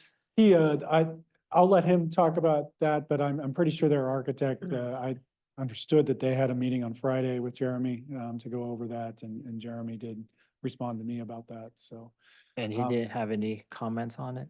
I don't know that we had a final approval, like recommendation yet for you, because it's been a day essentially, so, but I think that's where we're at is, you know, if you feel comfortable, I would ask a lot of questions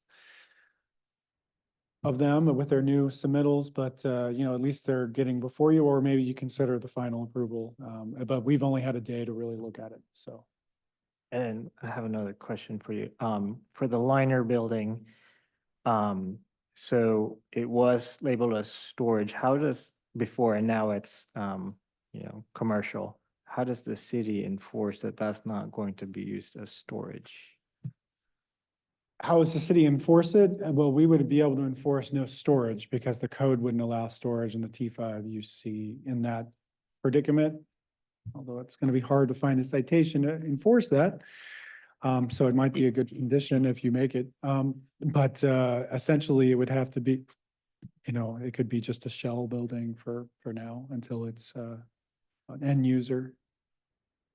So, you know, obviously that's been situation I think you're finding the city's found itself in with a lot of these approvals is you have a lot of false storefronts or shell buildings and, eventually the desire is eventually they'll be upfitted and used, but that is a requirement of this code for the T5 UC district. So is to do a liner building in this specific circumstance, again, like we were looking at a previous circumstance, right? That's going to be a shell for their commercial space for the future, but in this circumstance, it's a little more extreme, I guess is the best way to, because you need that space to block the rest of the use, so.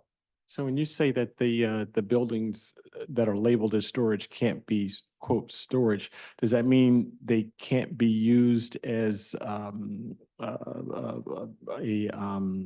rental storage place where people? Yeah, that's what I mean. It can't be a use. Storage can't be the business or a use. So is it accessory use? I mean, I think when the applicant gets up, I'm sure he'll speak on that. I mean, if they store things in there, I don't know what you store with a car wash, but I don't know that we're going to enforce that. That's accessory to a retail So can business. can they use that space to store, say, cleaning chemicals, wax, whatever Sure. they? I mean, I don't think we're going to enforce anything unless we know that it's being used for Commercial storage. commercial. Third party, in other words.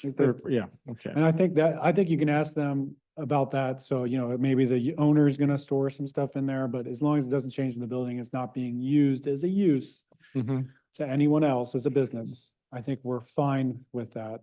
And then with the thought that that space eventually will turn into either residential, although I don't think anybody's going to want to build have an apartment next to a car wash, but maybe, you never know. Did you ever, have you had any discussions with the applicant about the potential for cars to back out of this place out onto Boundary?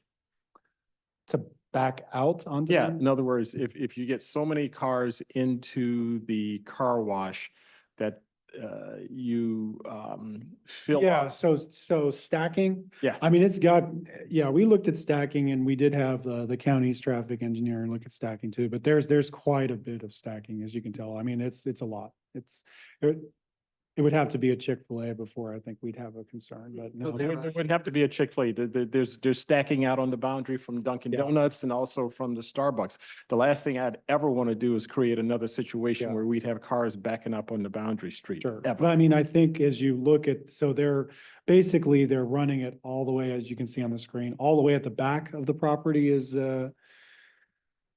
where they're. So the county traffic person is comfortable that it's highly unlikely that they'll ever have such a banner day washing cars that they would back out on the Boundary Street.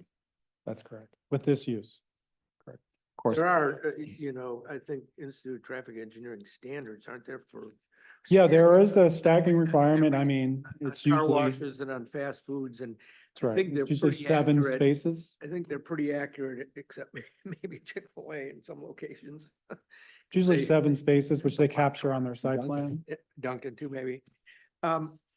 But that's something you can ask of them, but 7 spaces is the rule of thumb for use like this and on their site itself, which they capture on their site itself, and then they have the long drive. So again, the other questions that you might have, if you'd like them to prepare something more, I think that's Okay. within your purview, so. Just ask you, Kurt, in addition to just storing their own stuff in there, as opposed to having a retail self-storage facility, would the parking standards be affected if they were going to use it so if they labeled it their own internal offices, their own internal storage, their own internal employee break room, does any of that influence the parking requirements? No, Or for car washes, is it just based on, well, that's really my question. What's the parking standard for a car wash? Is it based on a number of employees or what? it's not really in our code for a car wash, so we're Really? basically reviewing the other building as retail, essentially 1 per 300. You're talking about the building on the. Yeah, the 2,500 right- square feet, that's The other lot the on front, on to the the right front of side this, the- the, To the right of the driveway? basically the building on the left, the 2-story building. You mean on the right? And we're considering all that parking and then just adding Go back to there, are you talking about on the The building on the, buildings on there? the left, the two-story building. That building does not have, which is a car wash with what I just said, internal storage and offices and employee break and so forth. There's no parking requirements that we have in our code for that whole use? Well, we can't consider it as storage, so it's being, I've reviewed it based on it being retail or office, which is they're the same, 1 per 300, which No, I'm it would saying- meet, I'm but saying the problem overall- is they're vacuum pumps, so, yeah, Let me make, sure. does a car wash have independent parking standard requirements for its employees? It's not listed in chapter 5, it's kind That's of odd. listed as a, So one of the things for us to consider is whether it doesn't, just off the top of my head, it doesn't seem to make sense that you would have a vacuum location be an employee parking space. So they're gonna have parking spaces for their employees. If they don't have anything going on in that big two-story building on the left side there, other than just the storage of their own stuff, an employee break room and a manager's office, then we just have to have an independent parking standard for that, I would guess. Is that right? it's basically, it leaves it up to, Us. yeah. Do you think it was a mistake that it wasn't in the code, or seems like? Most, if you look at, it's in chapter 5, and I could go to it later on the computer to show you, but most uses, other than just the really general ones, don't have a specific parking standard for most. Well, what's a general, what do we use? Well, like an apartment, a hotel does, What is a what's a- retail office, retail's 1 per 300. Oh, so you would be applying the 1 to 300 standard here? Yeah. I mean, it has plenty of parking for that. It's just, What- it's a it's a vacuum pump. so- Well, that's not parking. That's- Yeah. So, and if you put the parking to the right where they haven't developed, then it's not screened. There should be a separate parking standard for a car wash as opposed to a retail store, especially if because our code requires these liner buildings that you don't put anything in, it's pretty hard to hold them to a parking standard for a space they can't even use. If you want, you can use, if you want, since I'm not sure how this will go, Yeah. but you could use the ITE parking manual standard for that. You could have that as a requirement if you want to make it as a condition. Yeah, we may have to do something like Or that. recommendation if. Can I ask comes one up. other question, then before you get, that separate lot to the right, there's a parking lot that apparently is, I guess it's a parking lot over the detention, underground detention. Is that right? That's what's proposed there? Well, they haven't proposed anything, here, let's just go to the site plan. But they have, isn't that an But- underground detention? But yeah, facility? you see some detention, but I mean, you see what it looks like, so I'm assuming people are probably gonna park in that area Well, if they wanted to. so here's my point, what I'm kind of getting at, we can get some more information on it. We're being shown the entire site. To the left of it is a car wash with a big building in front of it that doesn't have anything in it except storage of its own stuff and maybe an employee break room or something. On the right side is another liner building, it looks like. And behind that is an underground detention basin with something on top of it, which I'm assuming is parking. I think they just have a drive coming through there to potentially access that other side, but that was a comment that's been coming up in numerous rounds of But reviews. the point is, it could be the parking Is lot. that this is just one site and they really don't meet the, that's another issue, Well, that they really like- don't meet the frontage requirement for the whole site, I mean, at the same time, they are trying to just basically subdivide this out, so we're trying to be somewhat reasonable, but they haven't. What I'm just throwing out, we can have it in the discussion, is that if there's room for parking over on that other balance of the site, it could be the parking. It could be. Provide the employee parking spaces. Now, I don't know what they think of that. but I Could be mean, the there is- problem though, Bill, is that as you look in those sections of the code, you can't have parking that's fronting a straight, not blocked from a building. But I to thought the that's what street. there was a liner Well- building in front of it. Well, that side of the eastern side doesn't have a building right now. so- If I may, Does that make the sense? photometric plan, In that, Yeah, that doesn't, they're not proposing that with the plan. They're proposing that as the future. They haven't well, proposed that's it. all I'm getting at. Is Yeah. It may be because It could be done. It there's could- more land here. If we have a problem with not insufficient parking, there's extra land available that they're looking to minor plat off. some other use. So just something to talk about. Yeah, it sounds like, But if I may, the photometric plan clearly shows parking behind the proposed future buildings. I mean, it's right here, 30 odd spaces, more or less. That's what I thought. But, So there's parking there. So let me just, one thing that you mentioned earlier, are you saying that the applicant does not presently own? Did I misunderstand you? The applicant owns the entire site? yes, so, this is just one, basically one site. So they're wanting to basically make it two. And, that's something you can ask to the applicant, but that's one of the, But is the applicant using a portion of the site which he intends to separate for the underground detention to serve the car wash? I believe so, yeah.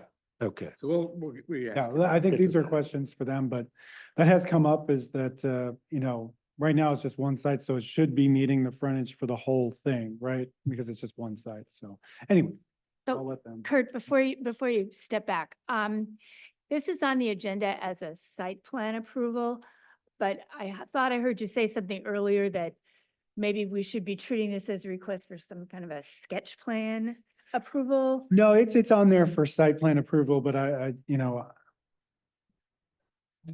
think as you see, there's a lot of code references for this and before the resubmittal, some of them were outstanding. It seemed to be a good, almost like concept preliminary final, if you remember from DRB, it seemed to be a good time for you to have like that concept type of meeting with them, to talk about, without making a motion essentially or making recommendations. So I think that was what was intended when it was sent out on Monday last week. And then since they've looked at that and made some revisions. And so, I think it's up to you where you want to go with that, but. So one other question, since we got the staff report that had 13, I think, conditions, then they submitted new plans after that. We didn't get an updated staff report to identify for us what's still outstanding, although you did mention a few. You said number 8, number 10, number 11 are outstanding. Can you shed any more light on what's really outstanding on this as opposed to, I think I tried to in the beginning, but maybe the better, that was the storage that was, it sounds like he really that's the parking, that's, some of the materials, that second lot. I think we touched on a lot of those, but maybe you can start asking the applicant of that and I can come back up and answer. But, a lot of those major things were, I think, still present even with the resubmittal and the traffic, we talked about that too. So yeah, I think, let's give the applicant a chance to, speak about the project. So let's, yeah, we'll do that. We'll let the applicant speak and then we'll jump on public comments. Hi, I'm Tom Morgan. I'm the architect now. There's sort of two things going on here. It was the rezoning and the applicant for that is Jarrett Sinkbill. He's the civil engineer, and the majority of these comments we got were about the architecture. So I came because they're more complicated, I think, than some of the civil engineering questions. Now, Jarrett's supposed to be joining us by Zoom. How do I know if Jarrett's listening?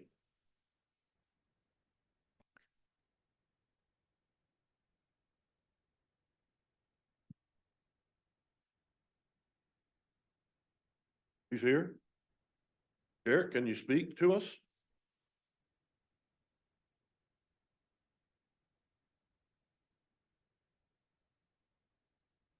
Okay, so Jarrett's there? Jarrett, can you hear me? I can speak to all the architecture. things. Okay, I can- I'm here. Okay, great. Sorry about that. I was trying to raise my hand just to, everybody on the meeting is muted automatically, which is great. Okay, and Can you give us his name again? you turn him down a little bit? He's awfully loud. Jarrett Sinkbill. how do you spell the last Jarrett name? Senkbeel. Is that right, Jarrett? Yes, sir. So, there's a lot of questions y'all asked that I was dying to answer, so I'll be happy to help with those. And I won't turn some of them over to Jarrett. The original thing we turned in called those uses in the front building, storage, but, that was only because we felt like we'd be telling an untruth if we said exactly what kind of retail was gonna go in there, because we don't have anybody signed up yet. So we did change it in the package y'all got late last week. It doesn't say storage anymore. We don't intend for it to be ever any rental storage. We went to great lengths, and so now we're calling it, retail/office. And we went to great lengths, in the treatment of the windows to make it where it sort of spanned, the period of time when there's nothing in there. Because the code is very specific about the way it wants it to look, and it wants clear glass.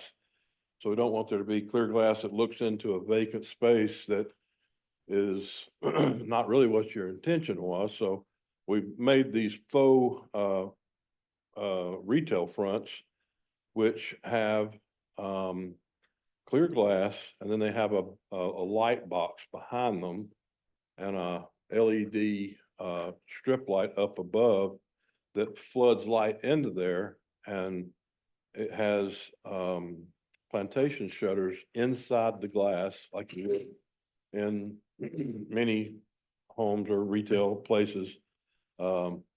Plantation shutters inside, so those would be, partially open, just to let some light bleed in from the light box and through there to make it look like somebody works there, or it's a functioning piece.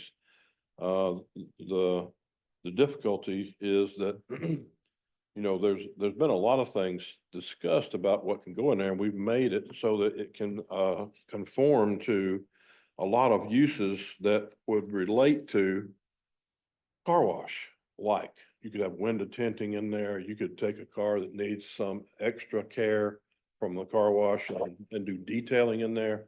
And so one of the comments that was, told to us, in one of the rounds of comments was that, the building really wasn't deep enough, from an aesthetic standpoint. Plus, the depth we tried to cut it down to wouldn't have really allowed you to pull a car in. Now, we made it deeper so that if in the future somebody comes along and says, okay, I'm gonna want to have this space to put in a sound system or shading or, whatever car related thing, we have that option.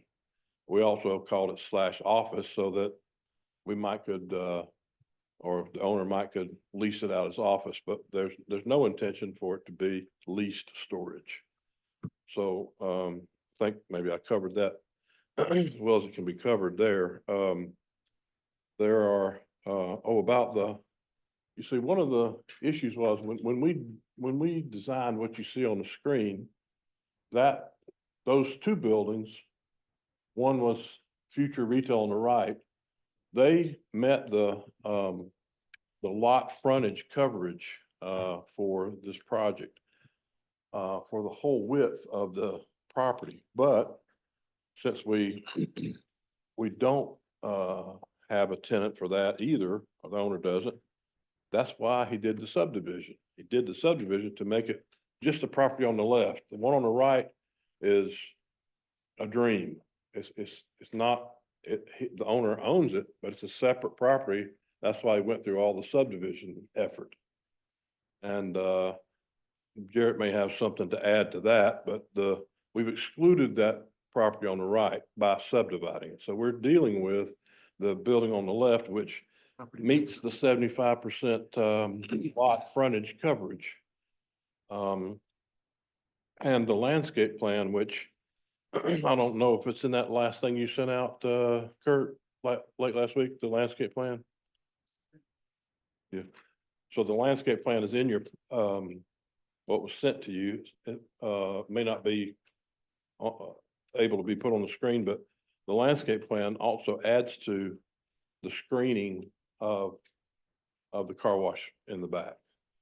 So, I hope that we've actually answered enough things that this may be considered to be,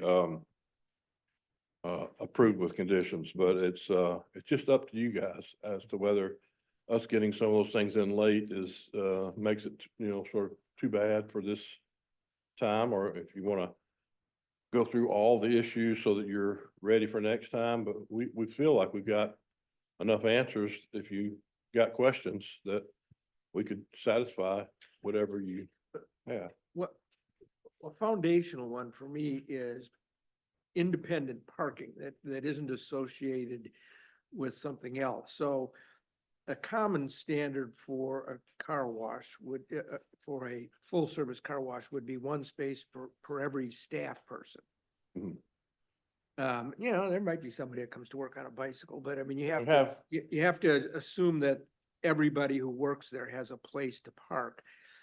So what struck me when I looked at it was that the building on the right that you say is, something off in the future, I thought that the parking lot behind that was gonna be what would serve your employees. So if that isn't gonna serve your employees and it isn't gonna serve any future uses, office or retail in the building in front, where do you find, where do you find the parking?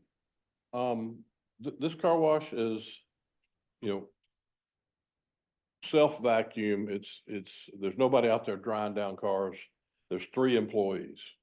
And so there's enough parking spaces, beside the car wash that the vacuums not, go all the way to the end, and 3 spaces that you're seeing now on this drawing could be given to car wash, employees. Okay, that would be fine for that. What about this idea you have for offices or retail in the front building? Where would those people park? I think they're included already, aren't they, Kurt, in the parking analysis that you said? I mean, where do they, where do those people, It is spaces, but you've got vacuum pumps. Does this make sense? So if I'm gonna, let's say that's a, The vacuum pumps, by the way, Chick-fil-A are in the building and they go underground. yeah, but if you're, let's say that becomes a cafe. Oh. If you have to have parking for those. that we're gonna everyone's call using that anything at parking all lot with a other than- vacuum pump, so how do you, that was, well, it might meet the 1 per 300. It's not a functional, Mhm. I mean, if it's a game room for those 3 employees, that's fine. But it's pretty, I mean, it's just a lot of space. Yeah. Yeah, I mean, if it's So into retail, it would need some parking, and Yeah. I'm not sure exactly what the count is. And it could either be, at that time, that they may have a parking easement, but I may let Jarrett speak to this, but the other property could be used, but they don't, It would don't- have to be used for that. 'cause if they had retail in there. If they, or offices, other than just if you were gonna have 3 employees, my point being is they can do whatever they want in this giant space. They can have it a lunchroom, they can have it, where they count all their money. How many parking spaces, Kurt, would be required for 1,620 square feet of office? 9. right now, we're showing 1 per 400 square feet for the entire building. Yeah, I think I've said this 3 or 4 times, but apparently it's not making it through. And I've made this comment numerous times is we're approving a site plan with 2,500 feet of retail on it. Your parking is all vacuum pumps. So whether you're maybe meeting the base parking requirements, but they're not functional to the use of office and retail. Jarrett? Or the No, no, employees. I get So I that. think- I I don't don't, think I they don't, yeah, understand. I get that. The parking spots that have vacuum cleaning stations on them, I don't see how those could really meet any kind of parking requirement for any kind of business activity that we're going on in the Liner building, because they're not there for that. If they had vacuum booms Well- on them. If they didn't have vacuum booms, it just depends on how many we have. Jarrett, did you and the owner talk about possibly having fewer vacuum stations and using some of those parking spots, for the retail? We hadn't, we're required to have, minimum per code is 19 for this building, as we show on the plans, and there's 25 or something on here. So, including the ADA space. We have vacuums on them, just, they're shared spaces, just like when you have, a retail, you have a nail salon and a barber shop next to each other, you don't know who parks on which. I realize that the vacuum spaces, are there, but anybody can park there. No, There was nothing in the code for, there's nothing in the code for employee specific parking spaces.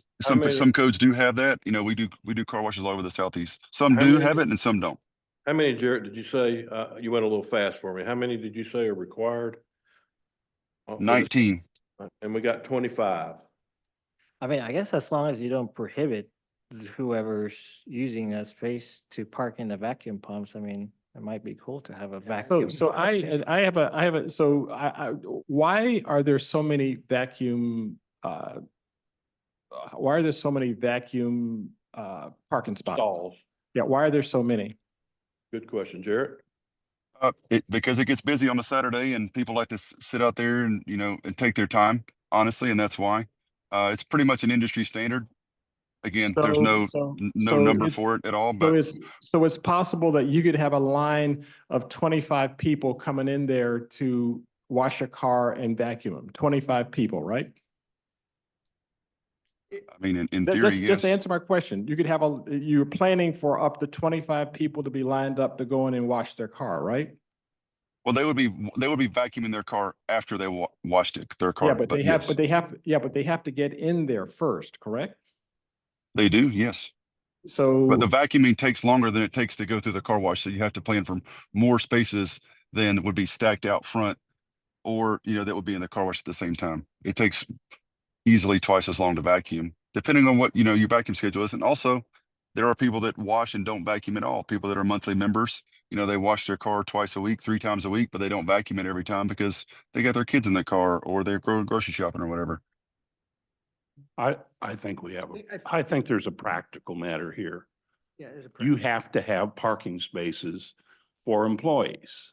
And they can't But- double up as vacuum spaces No, they can't. because you just can't double them because you can't have an employee and then have it available for vacuum. Exactly. There are 3 bays that these people can park in right now that are all these bays in this liner building that we're talking about have roll-up doors. They can park an employee in there if they wanted to. There's 3 extra parking spaces if you wanted to do that.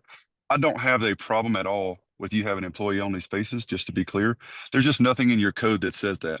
And so Well, adding a That's- requirement to the sir, code that's is the whole point problematic. of this meeting. That's the whole point of this meeting, is this is the design review board meeting to basically approve whether the design is consistent with the code and just good design principles. It is discretionary hearing. It's not, the code says this, I get to do whatever that's the point of this meeting. Yeah, So I no just wanna problem. make that I don't have a clear. problem with that. So- No problem. And I get that too. And I am perfectly fine with it. The purpose of this meeting has been a little vague because you guys combined meetings and we've been drugged through this permitting process a little bit, as Kurt related earlier. So it's been a little bit challenging for me. So I am frustrated by that. So I apologize. We're here to do a site plan review and a subdivision of this left lot and leave the right lot for a future development, only because the owner doesn't want to build the building now for a future use that he doesn't have a tenant for. So Well, here's the from- only thing, just to be, we clearly have to have employee designated spaces. That's. Yeah, no problem. That's apparent to all of us, but also to the extent that this building would be used for any purpose other than what we've said, employee break space, place where the manager counts his money, you have to have dedicated parking spaces in accordance with our retail or office standards. So if you have any thought whatsoever in ever using this for, as has been indicated, for occupancy by someone else as a retail store or an office, we have to have independent parking. And that's why the right side of this site seemed to make sense to combine this whole thing in one big application, because you got a parking lot behind that other liner building. But Sure. if you don't want to include that other building in here, I don't know why we even see the building on there. You just don't have parking. And I think we would have to consider this thing for what it can be, and that is a shell of a building with no feasible uses inside because there is no parking for it. And if you want to go forward that way, we can consider it that way, but we can't consider it as a leasable space if there isn't associated parking for that building. I might suggest a solution to that. I think the owner is, that front building was sort of put upon him by the. I get it. And so he doesn't really care if it stays vacant.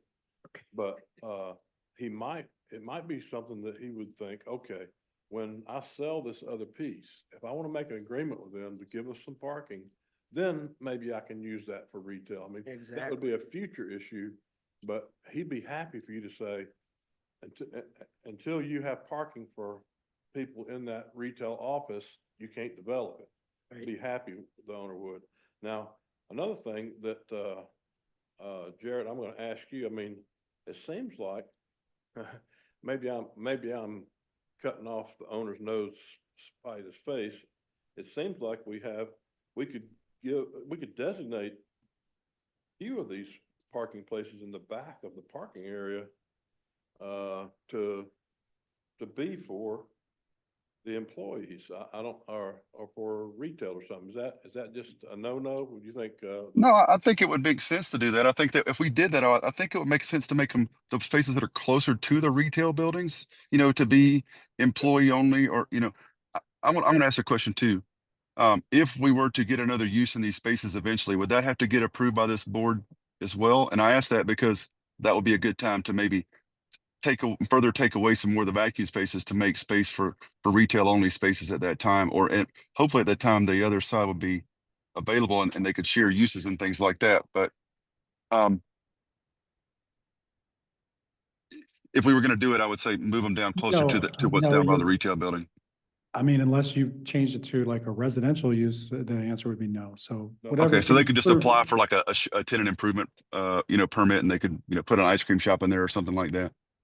That's just a building code issue, but. Okay. So, I didn't understand your answer, Kurt. No to what? he was asking if the change of, if, when those, let's say a cafe comes into the, In here? yeah, would that come before this board? It would not. I think he was asking for a way to trigger changing some of the parking. But, it would not. They're gonna need at least 3 and maybe 4, if, it looks to me like they're about 1,025, about 1,000 square foot each. Yeah, they're over 2,000 square feet with the They're second two-story? floor. Yeah, because it's Oh, two no, stories. actually, there's not a second floor. It's a visual. over a second Okay, floor. so it's about 2,000 square feet in those 2 liner buildings 1,200 square feet. per building. Then that building on the left, the building in the front is 1,200 square feet. The building on the right doesn't exist. No, I know, but it looked like it was 25 times 40 times 41. I think he's saying that it's the second floor is a false floor. No, but I'm just doing, I couldn't tell from the plans. I was so- just looking at the dimensions. I think it's 1620. Or it's changed. I think it's on your first page of your pack, but I didn't bring it Oh, up I here was with looking me. at the old one, I guess. But, Now what is the size? I think it's 1620. I knew it was gonna come up, so I called, I the think project. we would need to know that. okay, so, I think it's about it's about 2,050 square feet, so 1,025 for each floor. Okay, that's what I said. So we would need at least 6 or 7 So calculated. yeah, 20, at Dedicated parking spaces for Least that to 8. be retail, least plus 8. the 3 plus- employees, so we would need 10 dedicated parking. No, I think you need 11 to 12. Okay, 11, Because 12, you have whatever to you add the, handicap spots, about. There you 12. I wouldn't go with 3 employees to run this whole thing. No. I I mean, I will tell can you go that out- there are a maximum of 3 employees at an automatic car wash on a Saturday. There are 3 employees there. It's not a very, you have one person loading the cars on there, one person picking up trash, and one person in the office. That excludes, any future retail use up in the front on the liner building. Bill, I don't know, I can visit all of the other car washes we have in the city, and they all have more than 3 employees. Are they drying cars or? No, they're automatic, and then you have the stations like you have it on the outside. I guess I would ask you how many vacuum stalls those other spaces, those other ones have too, and I truthfully haven't done any research about what's in the city of Beaufort. But I we know will, we I have, will do, most of I them have will at do my least 20, research. at I least will 20 do my vacuum spaces research for and sure. find out how many there are at least 2 or 3 of them. Okay, that'd be great, because the only reason I ask is because we are limited. There's a code requirement. We're at 1 per 400 for retail. Okay, so we're showing that as a 19 requirement, and we're limited to 40% more than that as parking spaces. And I don't have my calculator in front of me, so whatever that is. Um, sorry, 19 times 1.4 is 26.6. Most car washes have 22 to 25 vacuum spaces, and the math just doesn't work with having the 10 to 11 parking spaces for a future retail use. You know, then those things aren't adding up together. So I So it just want to seems see if, like, we could call these service spaces and not parking spaces, we would have no problem with that. It seems like, maybe the solution is to say, okay, if you're gonna do retail up there, it would take 10 spaces. But if we can't provide 10 more spaces, we're not gonna do retail up there. I mean, I think that would be a happy spot for the owner. If in the future, he can. You're share saying that the spaces. owner's gonna leave that space empty, void? He's building it just for a screen. I mean, he's building it because he's required to. Can I ask Mr. Sink Bill of just a couple of questions, please? Yes, sir. A little bit of background information. So this is the first time that we've seen this, that I've seen it. And so we're talking about a subdivision. The word subdivision has been made. There's no provision for a formal subdivision of this property in this application package. Are you proposing to formally subdivide this lot into 2 separate tax parcels? That's question number 1. They are proposing, if it's not a function of this board, it's a administrative function. Okay.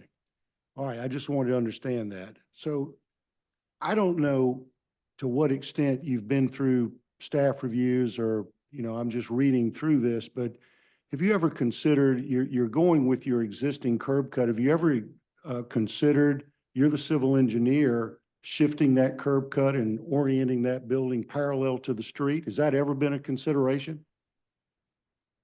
It has Orienting been the a car wash, consideration. You got 125, you got about 240 feet of width, you got 125 foot fundamental car wash building, and with radius and so forth, all this business of trying to provide office or retail up front, all that could go away if you oriented that building parallel to the street and shifted the curb cut, couldn't it? Then we'd have extra property, right, that we couldn't do anything with. It actually wouldn't work. I looked at it. Yeah, let's leave the Originally, design to the civil engineer. Unfortunately, it wouldn't work because of the turn radiuses and the length of the building that was required. And to also have a driveway that would be separate from the internal traffic movements, there's not enough width to do that on this lot. Well, I'll get off that, but I want to ask a couple of other questions. Why have you got this exit driveway coming right back out instead of forcing them to circulate through the vacuum area? If you eliminated that, you could then provide a sidewalk all the way down so that you could then use parking over your stormwater retention, and you could actually have some usable office space in there. It would actually work. You provided some parking in the back. I didn't understand your question, I'm sorry.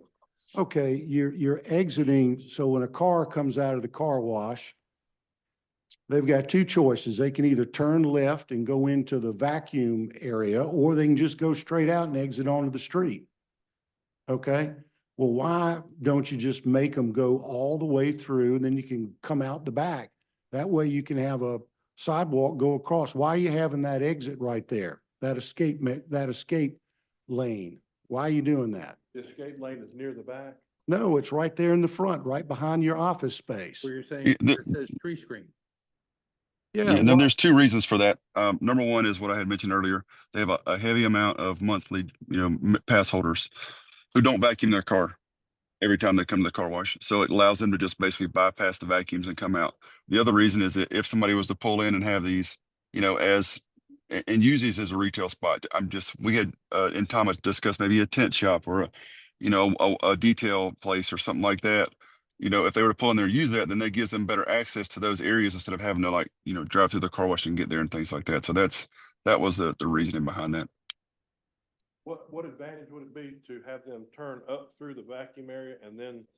Well, the advantage would be that you'd have a sidewalk access where you didn't have to go across that road so that you could actually make those offices rentable. You could rent them to somebody and then. put There's some a parking in sidewalk the across the back. front and there's a sidewalk that goes straight into the middle between those two buildings. Yeah, we have a sidewalk that goes through the middle because of some of the requirements of what the, impression of the building needs to be. And it needs to have an entrance, so you can actually come off the sidewalk and walk back into the car wash area. Although in our use, it's not likely to happen, but we've got that passage through the middle because of the, rules about what that building's supposed to look like. And we also have sidewalk in the front of the retail building. Well, no one's ever going to use the sidewalk on front of the retail building. No one's ever going to use it, ever. You know, the only way you're going to have a functional sidewalk is to have parking in the back behind your other proposed building that someone could actually use and walk up the side of the vacuums to use their, office space. Yeah, and if you are renting those units out, if you're gonna use that parking, remove some of that vacuum and use that parking for the tenants, tenants would have to go through the car wash to park.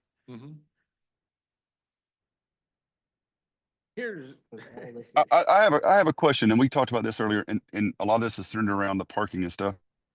I agree with a lot of what you're saying, but if we were to provide a parking lot that was on the right side of the main driveway coming in this, it would have to be screened by a building. Am I wrong about that? Yes. Okay. but it could be screened by a building as small as the ones you're building on the left side. So it just strikes me that the solution to this is, and it gives you the flexibility of actually getting some rental income out of these liner buildings that you're built, is consider your proposal to be everything that you show on those elevations. The buildings on the right side of the entrance, on the left side of the entranceway, and the building on the left side of the buildings on the left side of the entranceway and the building on the right side. And since you're gonna be building this stormwater underground detention facility on the right side, put a parking lot on top of it. That parking lot can serve all three of the liner buildings, or, I apologize. Oh, easily. It'll be great. Huh? I apologize for the fact that I used the rendering that we did before to keep from having to get a renderer to do the whole thing over again. And it shows that building on the right, which he doesn't intend to build. Really, there's another rendering in there that just shows the building on the left. But you are using the right side of that for detention. Y- Right. You know, yes, there is an underground detention system and Well, it's there's no it is on the reason- right side, but and right? it is sized for the future, impervious area of a parking lot and a building. And we're installing it now so that it would be, just less disturbance to the whole thing than having to, So the- it's really hard to add on to an underground detention system later. Jared, Get is that. the So the- detention under is the detention also under the left side of the site? No, just. It is. It's under Well, both sides of the site. So really, we're looking at the entire site because we got detention. We've got to consider the entire site, both the left side and the right side, because we've got a lot of our detention is on the right side. So my point being is, if you want to subdivide it off and have cross easements of some kind, that's fine. But since we're already taking into account the right side for the below ground detention, and you talked about putting parking on top of it, you have to have a liner building in front of it. So why not just come back with an entire proposal there for, the entire site? And I think your problem is taken care of. You're gonna end up having to find retail uses for all of this stuff anyway, other than just,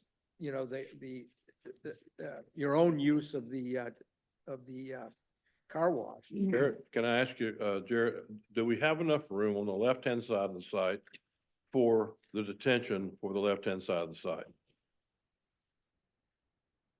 Under the parking lot, under the area back there? I mean, I Um, think we need to, I think we need to move on. I think you guys understand what we're looking for. Maybe we should summarize to them because it I do have doesn't seem like. I this do have another board's gonna question, I get guess, to a about, final approval. Let me just summarize that one comment is it seems to me that it's a common plan of development. And you really shouldn't be separating the right from the left because the right is already included in it for purposes of detention. And that's where your parking can, may practically be located for these retail or office buildings up front. And that just seems to me to be something that you all ought to go back to consider in the meantime. And it might be the solution to your problem. Yeah. Yeah, would the owner be it- allowed to phase the construction of those buildings? All right, I think let's just We take don't- all the yeah. board comments right now. Maybe we organize the Yeah. comments because it doesn't seem like they're going to an approval here. So if, just to give you a direction, I know it's been a long time for Yeah. them. And as you can see, it's very difficult to build a car wash in T5. You see, that's the problem. So. Yeah, with all due respect, I think that the board has given some suggestions. There are no recommendations.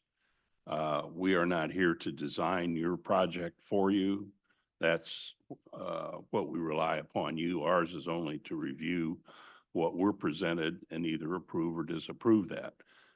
Obviously, we do have some problem with parking that generates a lot of other things. I think Bill has made some suggestions, whether you use them or not, or how you use them. I think that's entirely up to you. However, I think that, as was just said, I think you've gotten a lot of comments and we don't want to frustrate you guys any more than you have been. This is the first time we've seen this. This is the first time I've seen an elevation. We don't have the elevations. And we don't have all the information that, staff has even, responded to, related to, finishes and so on and so forth. So, we're still a little bit in the dark from that, but from an approval process, if you come back with your best effort, and again, like I said before, I will go out and add up parking spaces for similar kinds of projects. I hope you all would do the same thing and then take into account whatever retail space you may or may not have in here and then designate whatever that is. We can come up with a number that's appropriate. May I ask a couple clarifications? I know lots. Let me, I'll let you do that here in a minute. But I think we just need to, move on real quick. I haven't gotten any public comments yet. Is there any public comments? All right, please. Go ahead, Diane. Tara.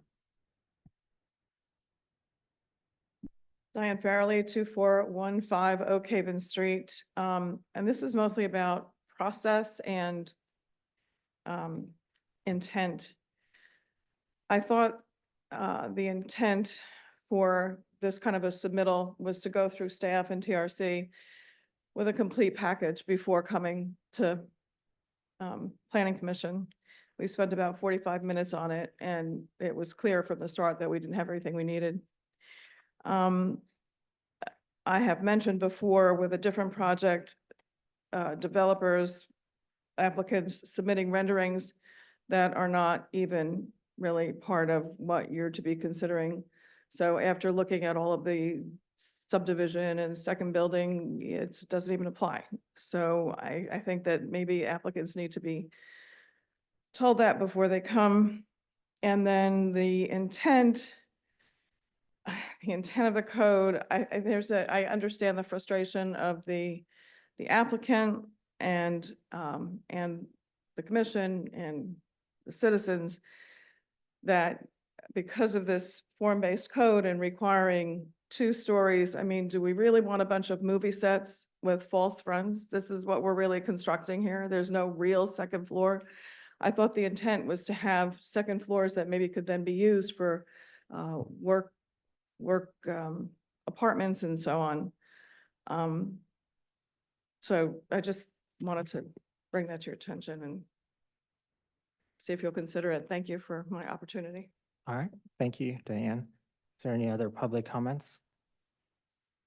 All right, hearing none. Any virtual public comments? No, sir. All right, so I just want to go down this table and maybe, put in your final comments, for the applicant. And if you have any final questions for the applicant, before, and then I think after hearing everybody, let's do a motion. Can I clarify a couple things? Sure, yeah, go ahead. It sounded like, it sounds like we overstepped by putting detention on both sides because it's easier to build it all at once, but I'm confident we can put our detention all on the left. We can work out something where we have fewer vacuum spaces and we have, retail parking, whatever, right behind the retail pieces. If we can make this work on the left-hand side, you know, that's the owner's intention, and I think it can be done that way. All right. All right, let's go down this table, to get some final board comments or questions. Paul or Kimberly, who wants to start? Yeah, it wasn't my intent to try to redesign your project. You know, I'm asking some questions based on, you know, my experience was seeing other car washes which do front parallel to the street and which do appear to be successful. Perhaps your site's a little bit large. You may consider it large and you'd rather have multiple uses on the overall site perhaps. But I don't see the attempt to construct this liner building as being functional at all. I think that it's going to require, I could see that you might lease some offices there. I doubt that you'd have any retail there. I think it's going to require some parking. You say that you're going to take a look at that. And the owner's perfectly all right with you saying, you know, there's not enough room for you to park people for that front building, and he would say it'll be vacant. That's up to you to decide if that's okay. Well, I don't think that's the intent of the ordinance. The intent of the ordinance is to actually have something there. So anyway, those are my comments. And I think that any parking that is designed to help fulfill the use of the liner buildings should be made as convenient as possible for the users of that space. All right, thanks, Paul. Bill? Yeah, I would say that I was really impressed, frankly, personally, with the way it was laid out and the elevations. I think they're very attractive. The problem was simply as stated, there's no parking unless you build that parking lot behind the building on the right side. And if you did that, you would have all usable space up front and a very nice car wash. You know, that's, somebody else will comment on the materials and that sort of thing, but as to the functionality of the site plan, I think that would work fine. And that's really what all my comments were focused on. And I'm sorry it's been such a difficult process, but Beaufort is different in this whole liner building concept is something that's just, you know, elementary to our code. And so it's been tricky for a lot of people. Sorry about that, but it's just, it's what you deal with here. It's a tough one. All right. Clint? Not much to say. That's all I'm going to say. I'm not, I guess the one thing I will say, I think it's unreasonable to assume that the parking spots that have vacuum booms are going to count towards general parking that would be used, say, for the public, for some commercial use in the liner building. That is a non-starter for me. Logically and just doesn't make sense. I don't see a whole lot here that I would be interested in voting to approve. All right, thanks, Lynn. For me, it hasn't really been brought up, but Diane actually brought it up, is having that false second floor. And I haven't brought it up, but it's kind of bothering me that that's not a true second floor, and I'm not sure exactly what the background on that is, but also having that non-functioning liner is also a little bit, it doesn't sit well. And if you do, you know, plan for future tenants, I think you'd also probably, you know, designate areas for signage for tenants and parking has been mentioned by the rest of the boards. I might say the second floor is, it's suggested in the code, I believe. I don't know if Jeremy's listening, but it's not clear. And we put the second floor look to try to satisfy the look requirements. So it's a quagmire. All right. Okay. I think I made my comments earlier, and just, I'll be anxious to see what a resubmittal looks like. And, I'll make my judgment based on, whatever the resubmittal has. I will agree though that, I would not double function a vacuum space with a parking space, as, my only other comment other than what I've already said. So, All right, Bill? I see it, I see it as a non-starter. The design is just not functional. You have people exiting out of the tunnel from the car wash going behind the liner building. You've got, what are you gonna do with, if it's their retail, what are you gonna do with pedestrians? Sorry, I'm having a hard time hearing you. Sorry. It's just not enough, the design and the functionality of the design is just not, it's just not there. I don't see it. I would not approve this, and I would need to be convinced with a redesign that works better than the way this works with the cars and the pedestrians. And I've noticed in this plan on ASP, in front of the building along the street, we've got the air conditioning units in front of each one of the, No, those are planters. the planners, okay. Mhm. All right, that's fine. Anyway, I don't agree with the process, the design. And all I can say is I understand your frustration with this whole situation with the liner building and, the parking. I think this process has exposed a problem with the code, particularly the table at 5.7.4 in the existing code. We are in the process of reviewing all the code sections and making recommendations to council about that. And I think if nothing else, this has exposed an issue. But some of the other uses, the other retail uses in that table definitely do talk about employee spaces and things like that. And you've heard our thoughts on that. As far as when you come back, I do think the artist renderings of the project are important, and they do need to pertain to the actual project. So there shouldn't be any dream buildings on those renderings. And I would also like to see some renderings of the area where people are going to be vacuuming their cars. I mean, something more than just the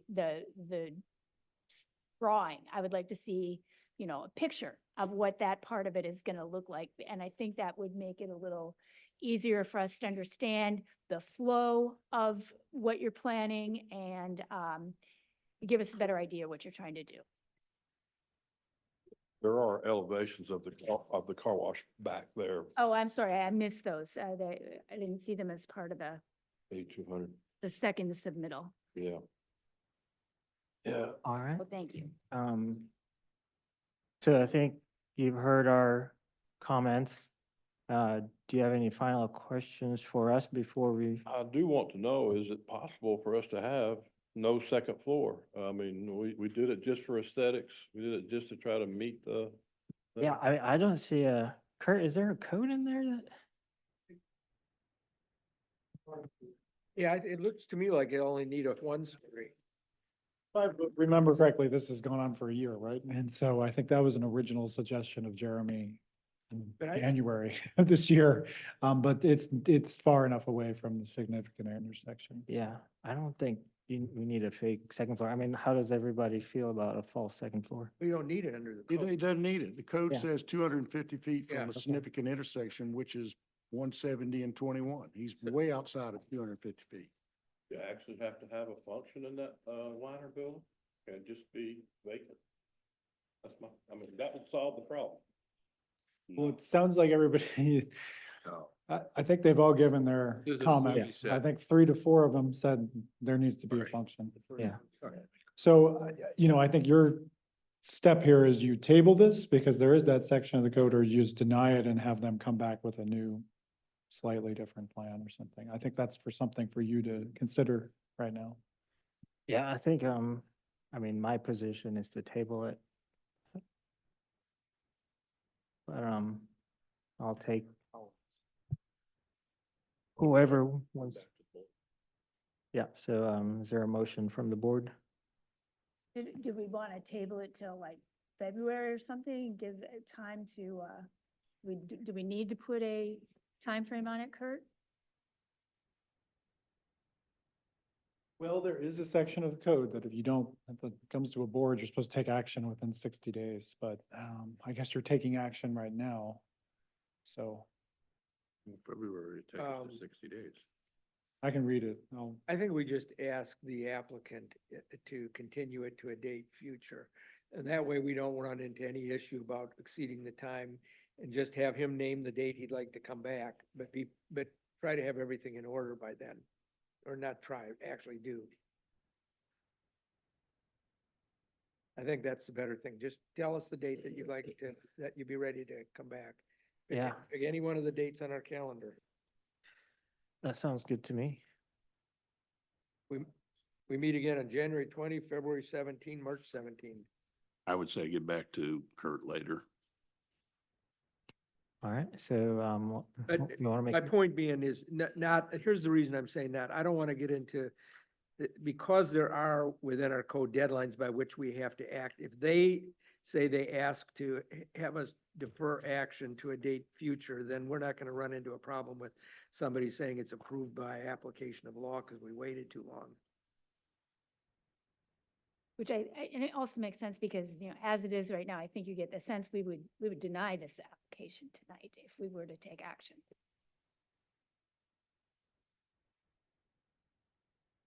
right, Golly. okay. So just, that's what we're asking you. Would you like to just tell us,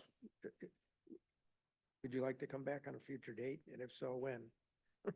Yeah, I'd have to ask Jared if he thinks we could be ready by January.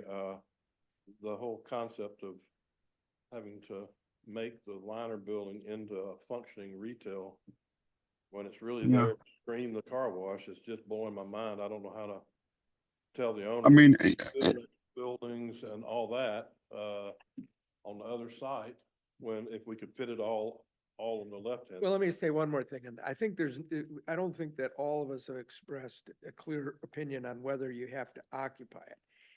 You're down to one story now, it looks like, so you're not having to build quite as much. And so you're not gonna have that much unused space. It's about, I don't know what you all say earlier, 2,000 square feet. It's a pretty big employee break room. But between the employee break room, the manager's office, the storage of towels and chemicals, you might be able to put it to use. You're the ones that said that you might like to put some future retail in there. Given the fact that you have to build it, all we've said is that if you want to utilize it for retail purposes, you're gonna have to have associated parking. And that the only way that various ones of us have suggested you do that is to incorporate that other, And the what you owner would consider to be rather the other not- lot. The owner would rather not have retail in there. Well, then just talk about that amongst yourselves and decide when you would like to come back. Yeah, and just so you know, the liner, there's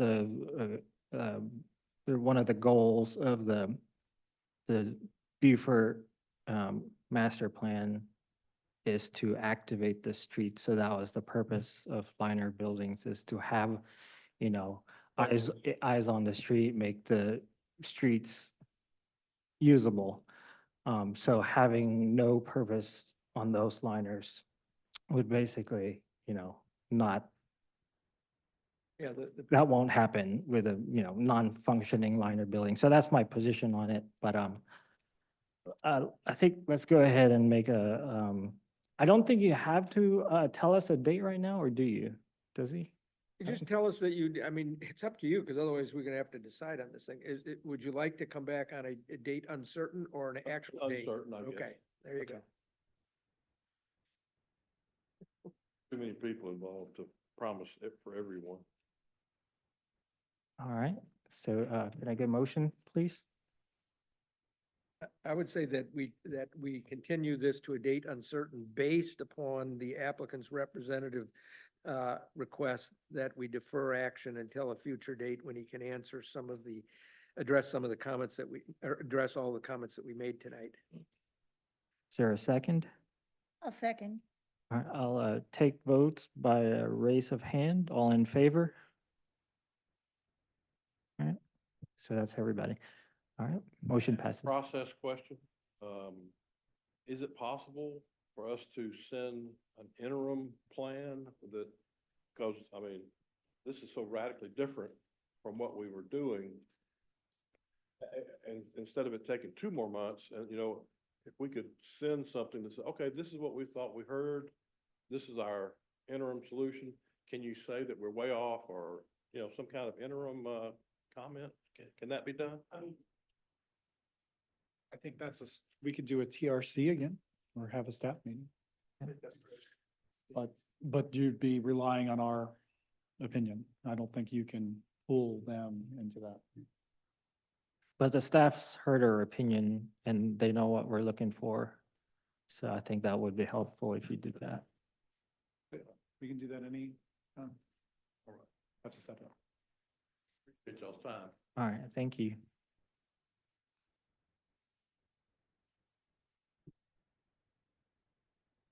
Mr. Chairman, before we move on, may I make a comment relative to this application? Sure. Just as a general comment, please. So it's been my understanding from the beginning that a liner building needs to serve a purpose, needs to have function, needs to be occupied for a purpose. And the backdrop to that is that we want to try to make our streets consistent with walking streets where we have clear fenestration on these buildings and people are going up and down the street and so on and so forth. I think it's a fundamental flaw personally in our code. This street where this particular site is, and really the entirety of Boundary Street, while it was envisioned as a walkable street, the definition of a walkable street by all of the planners is a 2-lane street with parallel parking that's got very slow traffic, broad sidewalks, and multi-story buildings, just like downtown Bay Street. Boundary Street is never, Boundary Street's a boulevard. It's not a walking street. And so to the extent that this applicant has come to us and says that they're willing to not occupy that space, but to build out a facade, which in effect would be pleasing visually, but non-functional. So I don't think we can address it with respect to this particular applicant, or maybe we can, but it's a code issue. It's something that we need to consider. Because I don't think that we've got a walking street. I don't think that the premise of all the fenestration and so forth is actually valid in that particular area. So I just wanted to make that comment, and perhaps we can discuss that at the appropriate point in the future. I asked the owner, do you want to make an ice cream shop up there? He says, no. I will be, if I do.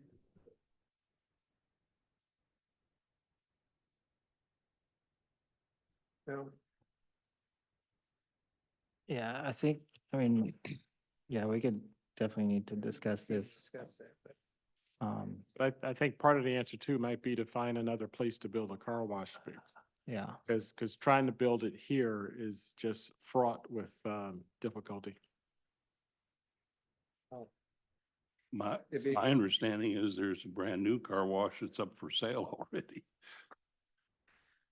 yeah, we got quite a bit. I refrain from this. Anyway. Let's keep moving. All right, so let's, on the old business, the Beaufort Development Code changes. It is, 7:30. Do you guys want to jump on this? Or, Do we need to approve chapter 7 changes? Is that where we're at? Or are we waiting on that until we're done with chapter 9? I want to wait till we're done with chapter 9. I had just, I mean, there were non-substantive, but things that just still hadn't gotten caught in chapter 7, which I can give you tonight or I can give you any time, but it'd take about 2 minutes or maybe a minute, but, I just wanted to or I can just. state that thought, all the changes are in red and then the things in,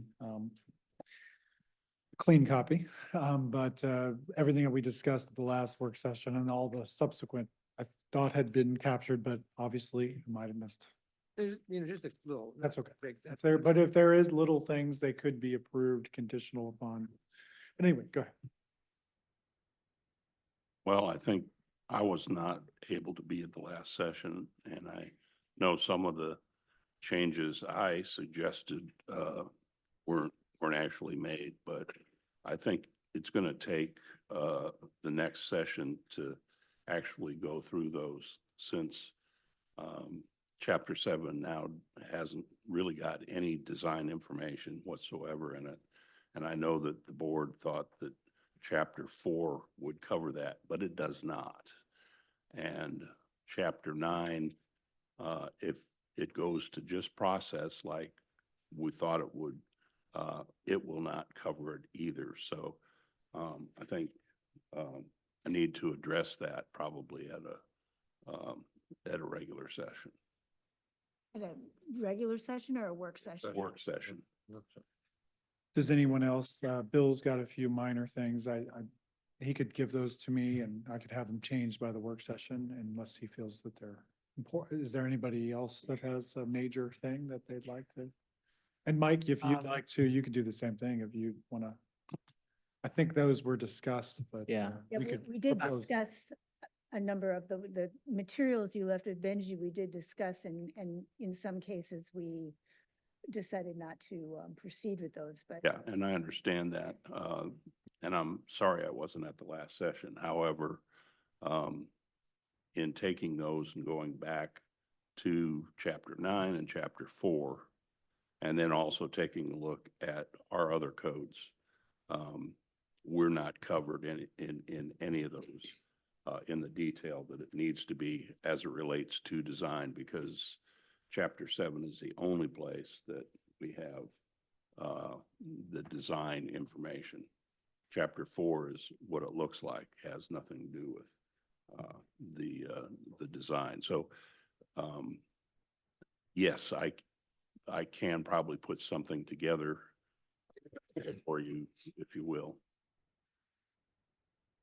Yeah. Yeah, I'd like to hear those comments from Mike as well on chapter 7 on the next work session. And I really don't want to commit on this chapter 7 until we go through chapter 9, just because there's so much overlap that maybe some of these things might end up in chapter 9, and some of the stuff on chapter 9 might end up in chapter 7. So. And I would agree with that, Benji. I agree with that as well. Just a procedural question. I'm sorry, I talk a lot, but can't help it. Did you, just because I know this has taken a lot of time, do we feel like the next work session, we might be able to get through chapter 7 and chapter 9? I state that because do we want to have a longer meeting? Do we want to do like a lunch type of meeting, or is that even something? I would be in favor of doing a longer next work session meeting, just so we could get through chapter 7 and chapter 9, because I've grown very weary of talking about it. It seems like, I just think at some point we just have to put the pen down. I would be willing to do a longer work session in January. I'll just. Right now it's the 6th, it would be the Yes. 6th. I don't know if Yes. the 6th works, but would you prefer to change the time? Would you prefer to do like No, a it's on my lunch type of calendar. meeting or something? We just go later than, we start at Or- 3 and go later. Yeah. Or do 2 or 1? No, you can start I at wouldn't 3. mind starting earlier. Start at I 1. find going late into the night tends not to be productive.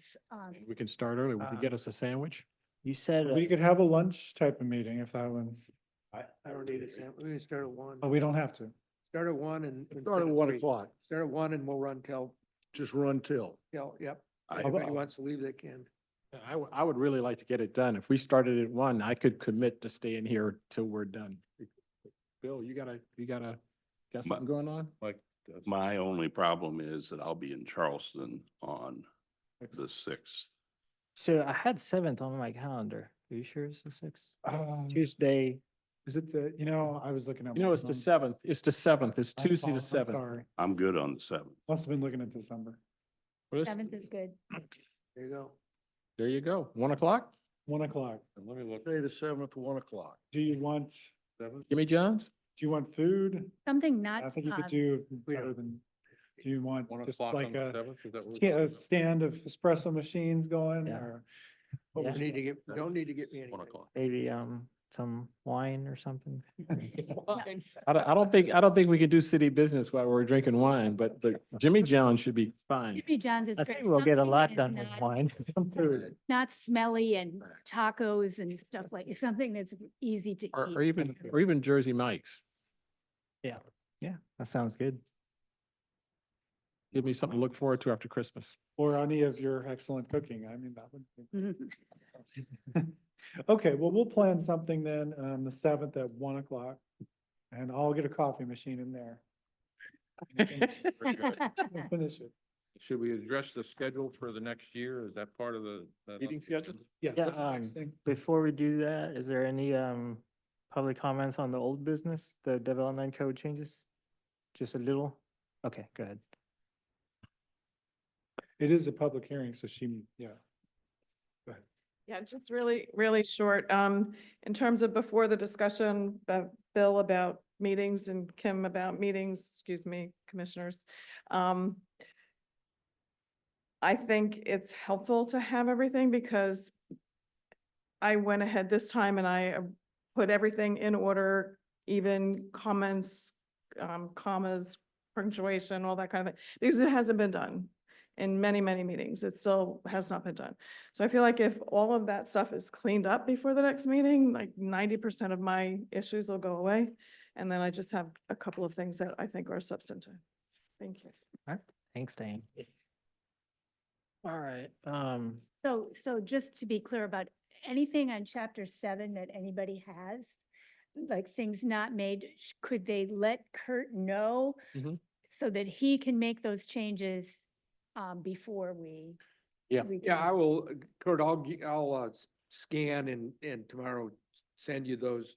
I thought we'd get to them tonight, but since we haven't, I'll scan and send them to you. And that ought to do it on 7 for me. But I know Mike's got something he wants to talk about on 7. do we need to talk about the schedule?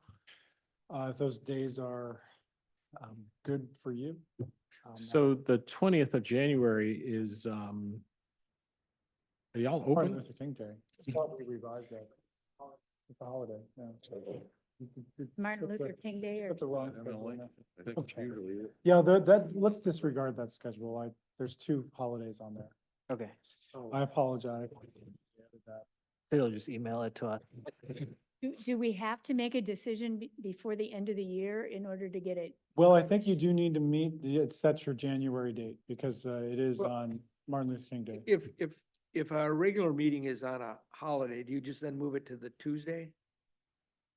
We could, but mean- that's why I'm asking you because are you all available on the Tuesday? Well, I'd 'Cause I like to know- plan my year in advance, just because, and I know there are others that travel and have other things they have to do, so if you say this is the schedule, except if something's on a holiday, it'll move to the next day, then I can at least put the whole year into my calendar. I can, for both January and February, I can move from Monday to Tuesday with my calendar, no problem. Okay, so for January, is everybody else okay with the I'm Tuesday, good on January. 5 o'clock? I can't go on from the 21st. I'm not gonna be here. There's one. Is there an alternative day or do we want to just still use that day? Next week. I'll be gone all week. If we move it to Tuesday, does it have a conflict with? No, the council will be in here the week before then, so there shouldn't be anything in here. And the next Monday, there'd be the ZBOA, so that'd be a conflict. Tuesday, there shouldn't. Is it just the Tuesday that's a problem for you, Bill, or The could you do Tuesday. Wednesday? I got the whole, I have the whole week is full, Okay, and the 20. Well, wait, our meetings are on Mondays. And Mondays. if on an ordinary Mondays, one of us has a conflict, we just don't make the meeting. So the question is, Bill, are you saying that you're available that Monday on Martin Luther King Day, but you're not on Tuesday, or you? Tuesday, Wednesday, and Thursday, Friday, we're out of town. We leave But you are there on Martin Luther King Day. on, if we- MLH, yeah, Oh, I see. okay, So, but that's a holiday, so that, yeah. But I guess as long as we have a quorum on Tuesday, we should be fine. If you could just make a motion Okay. to that effect, so. So Miss it. I'll be here Tuesday, and the 21st. 21st. I'm here. I guess I'll make sure I am. okay, so I move that the Monday, January 20 meeting be moved to Tuesday, January 21st, in light of the Martin Luther King holiday. In addition, that February, I believe, is President's Day.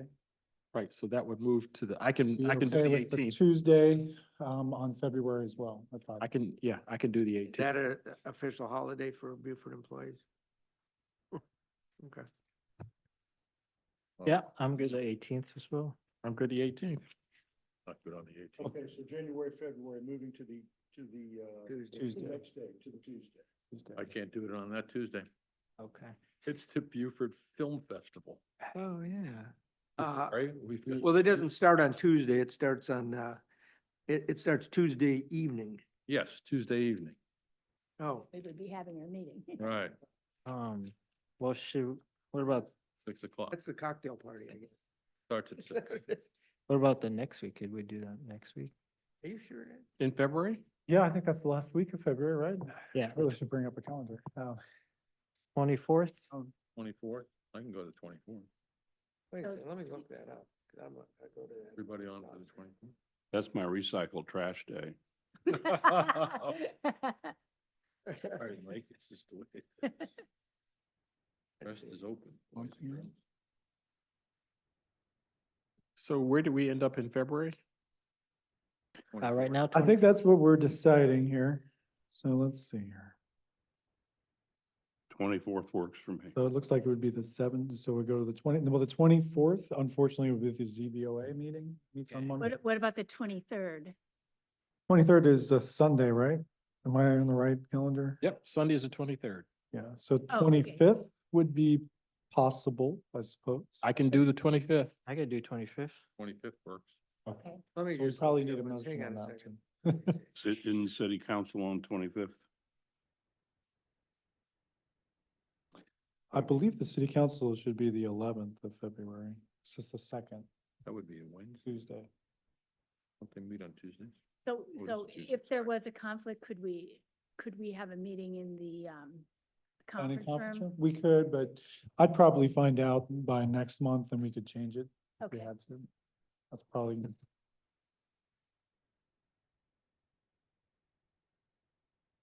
All right. What day did you say?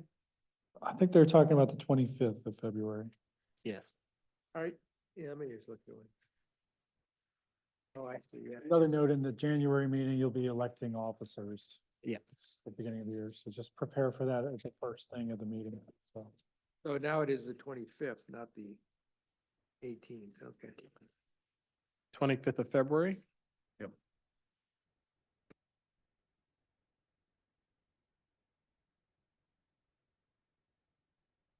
No, they're having a capital quarterly update. Yeah, it looks like the council's meeting here and a capital projects quarterly update in here. That's maybe not the best time then. Well, thank you, Christopher. So the 25th doesn't work? February 25th does not work, so maybe we 26th? So- convene on, in January and figure that day out. That might be the best way to do it. It could even be the 10th, I don't know, so. So the February meeting is to be determined. It could be unless you have, I guess it could be the 26th, it could be maybe the 19th. Be the 10th, maybe? 10th is my birthday. We don't want to But I would, you know, That's cruel. That's I cruel. would, nothing says birthday like a planning commission meeting. Frankly, that's, Full code edit work session. yeah, there may be some wine in my part, but, So. The 19th is my anniversary, but I can bring her here. That's also really cruel. That's really cruel. For the sake of your wife, I wouldn't recommend that. We are live on Facebook, you know that, right? Do you want to just set that in January? Yeah, or let's do do you that. wanna Yeah. Think of, everybody think of their calendars in February and, Well, All right. honestly, I'd rather set them now, just. yeah, I mean, I it would do be, I'm out of town a fair Oh, bit, okay. and I can, Um, I can be a little bit flexible, but I can't at the last moment. What about? 24th is a ZBOA and I can't be in two places. well, let's do it on the 10th. We can do it on the 10th. 25th is the council meeting. Do it on the 26th would be free. Let's do it on the 10th. 19th would be free. You can all bring me a birthday present. Okay, We'll do- 20th would be free. we'll the do it on the 19th 10th is would be free. free. We'll do it on the 10th. 19th is free. Oh, We said the 10th. 19th is still the film festival. We so just we'll said the 10th. Yeah, 10th, All right, so That's fine. 2:10. Okay, so 2:10. I'll miss my recycle day, but that's be a okay. good birthday. Be a good birthday. Nothing says birthday like the planning commission. There you go. that's your birthday. Okay, bring me a cupcake. Oh, it's his, oh, that's right. All right, well, we'll plan something special. Yeah. for that. Hostess cupcake. Please. Maybe a balloon on the back of the chair and a, He's gonna be in a good mood. He's gonna be approving everything, so. All right. Anything else? No, we need to just discuss. happy we'll holidays. just take up the work that Bill had done and that I had done at our work session. Yeah, if you can send it, because everybody's gonna be out, or at least I'm gonna be out for a little while after the holidays. If you can send it as soon as you can, Okay. because Yeah. yeah. It- We might not have it ready there by the, Yeah. just as everybody's aware of that, because it'll be, we're off, the Wednesday is New Year's Eve day, so. Yep. Be out, and then the second and third, I'll be here, so. All right. Get it by second or third, I might be able to send it out. All right. Sounds will- good. Good. Anything else? Otherwise, I'll take a motion for adjourn. I'll move to adjourn. For a second, Second. all in favor? Aye. Motion passes.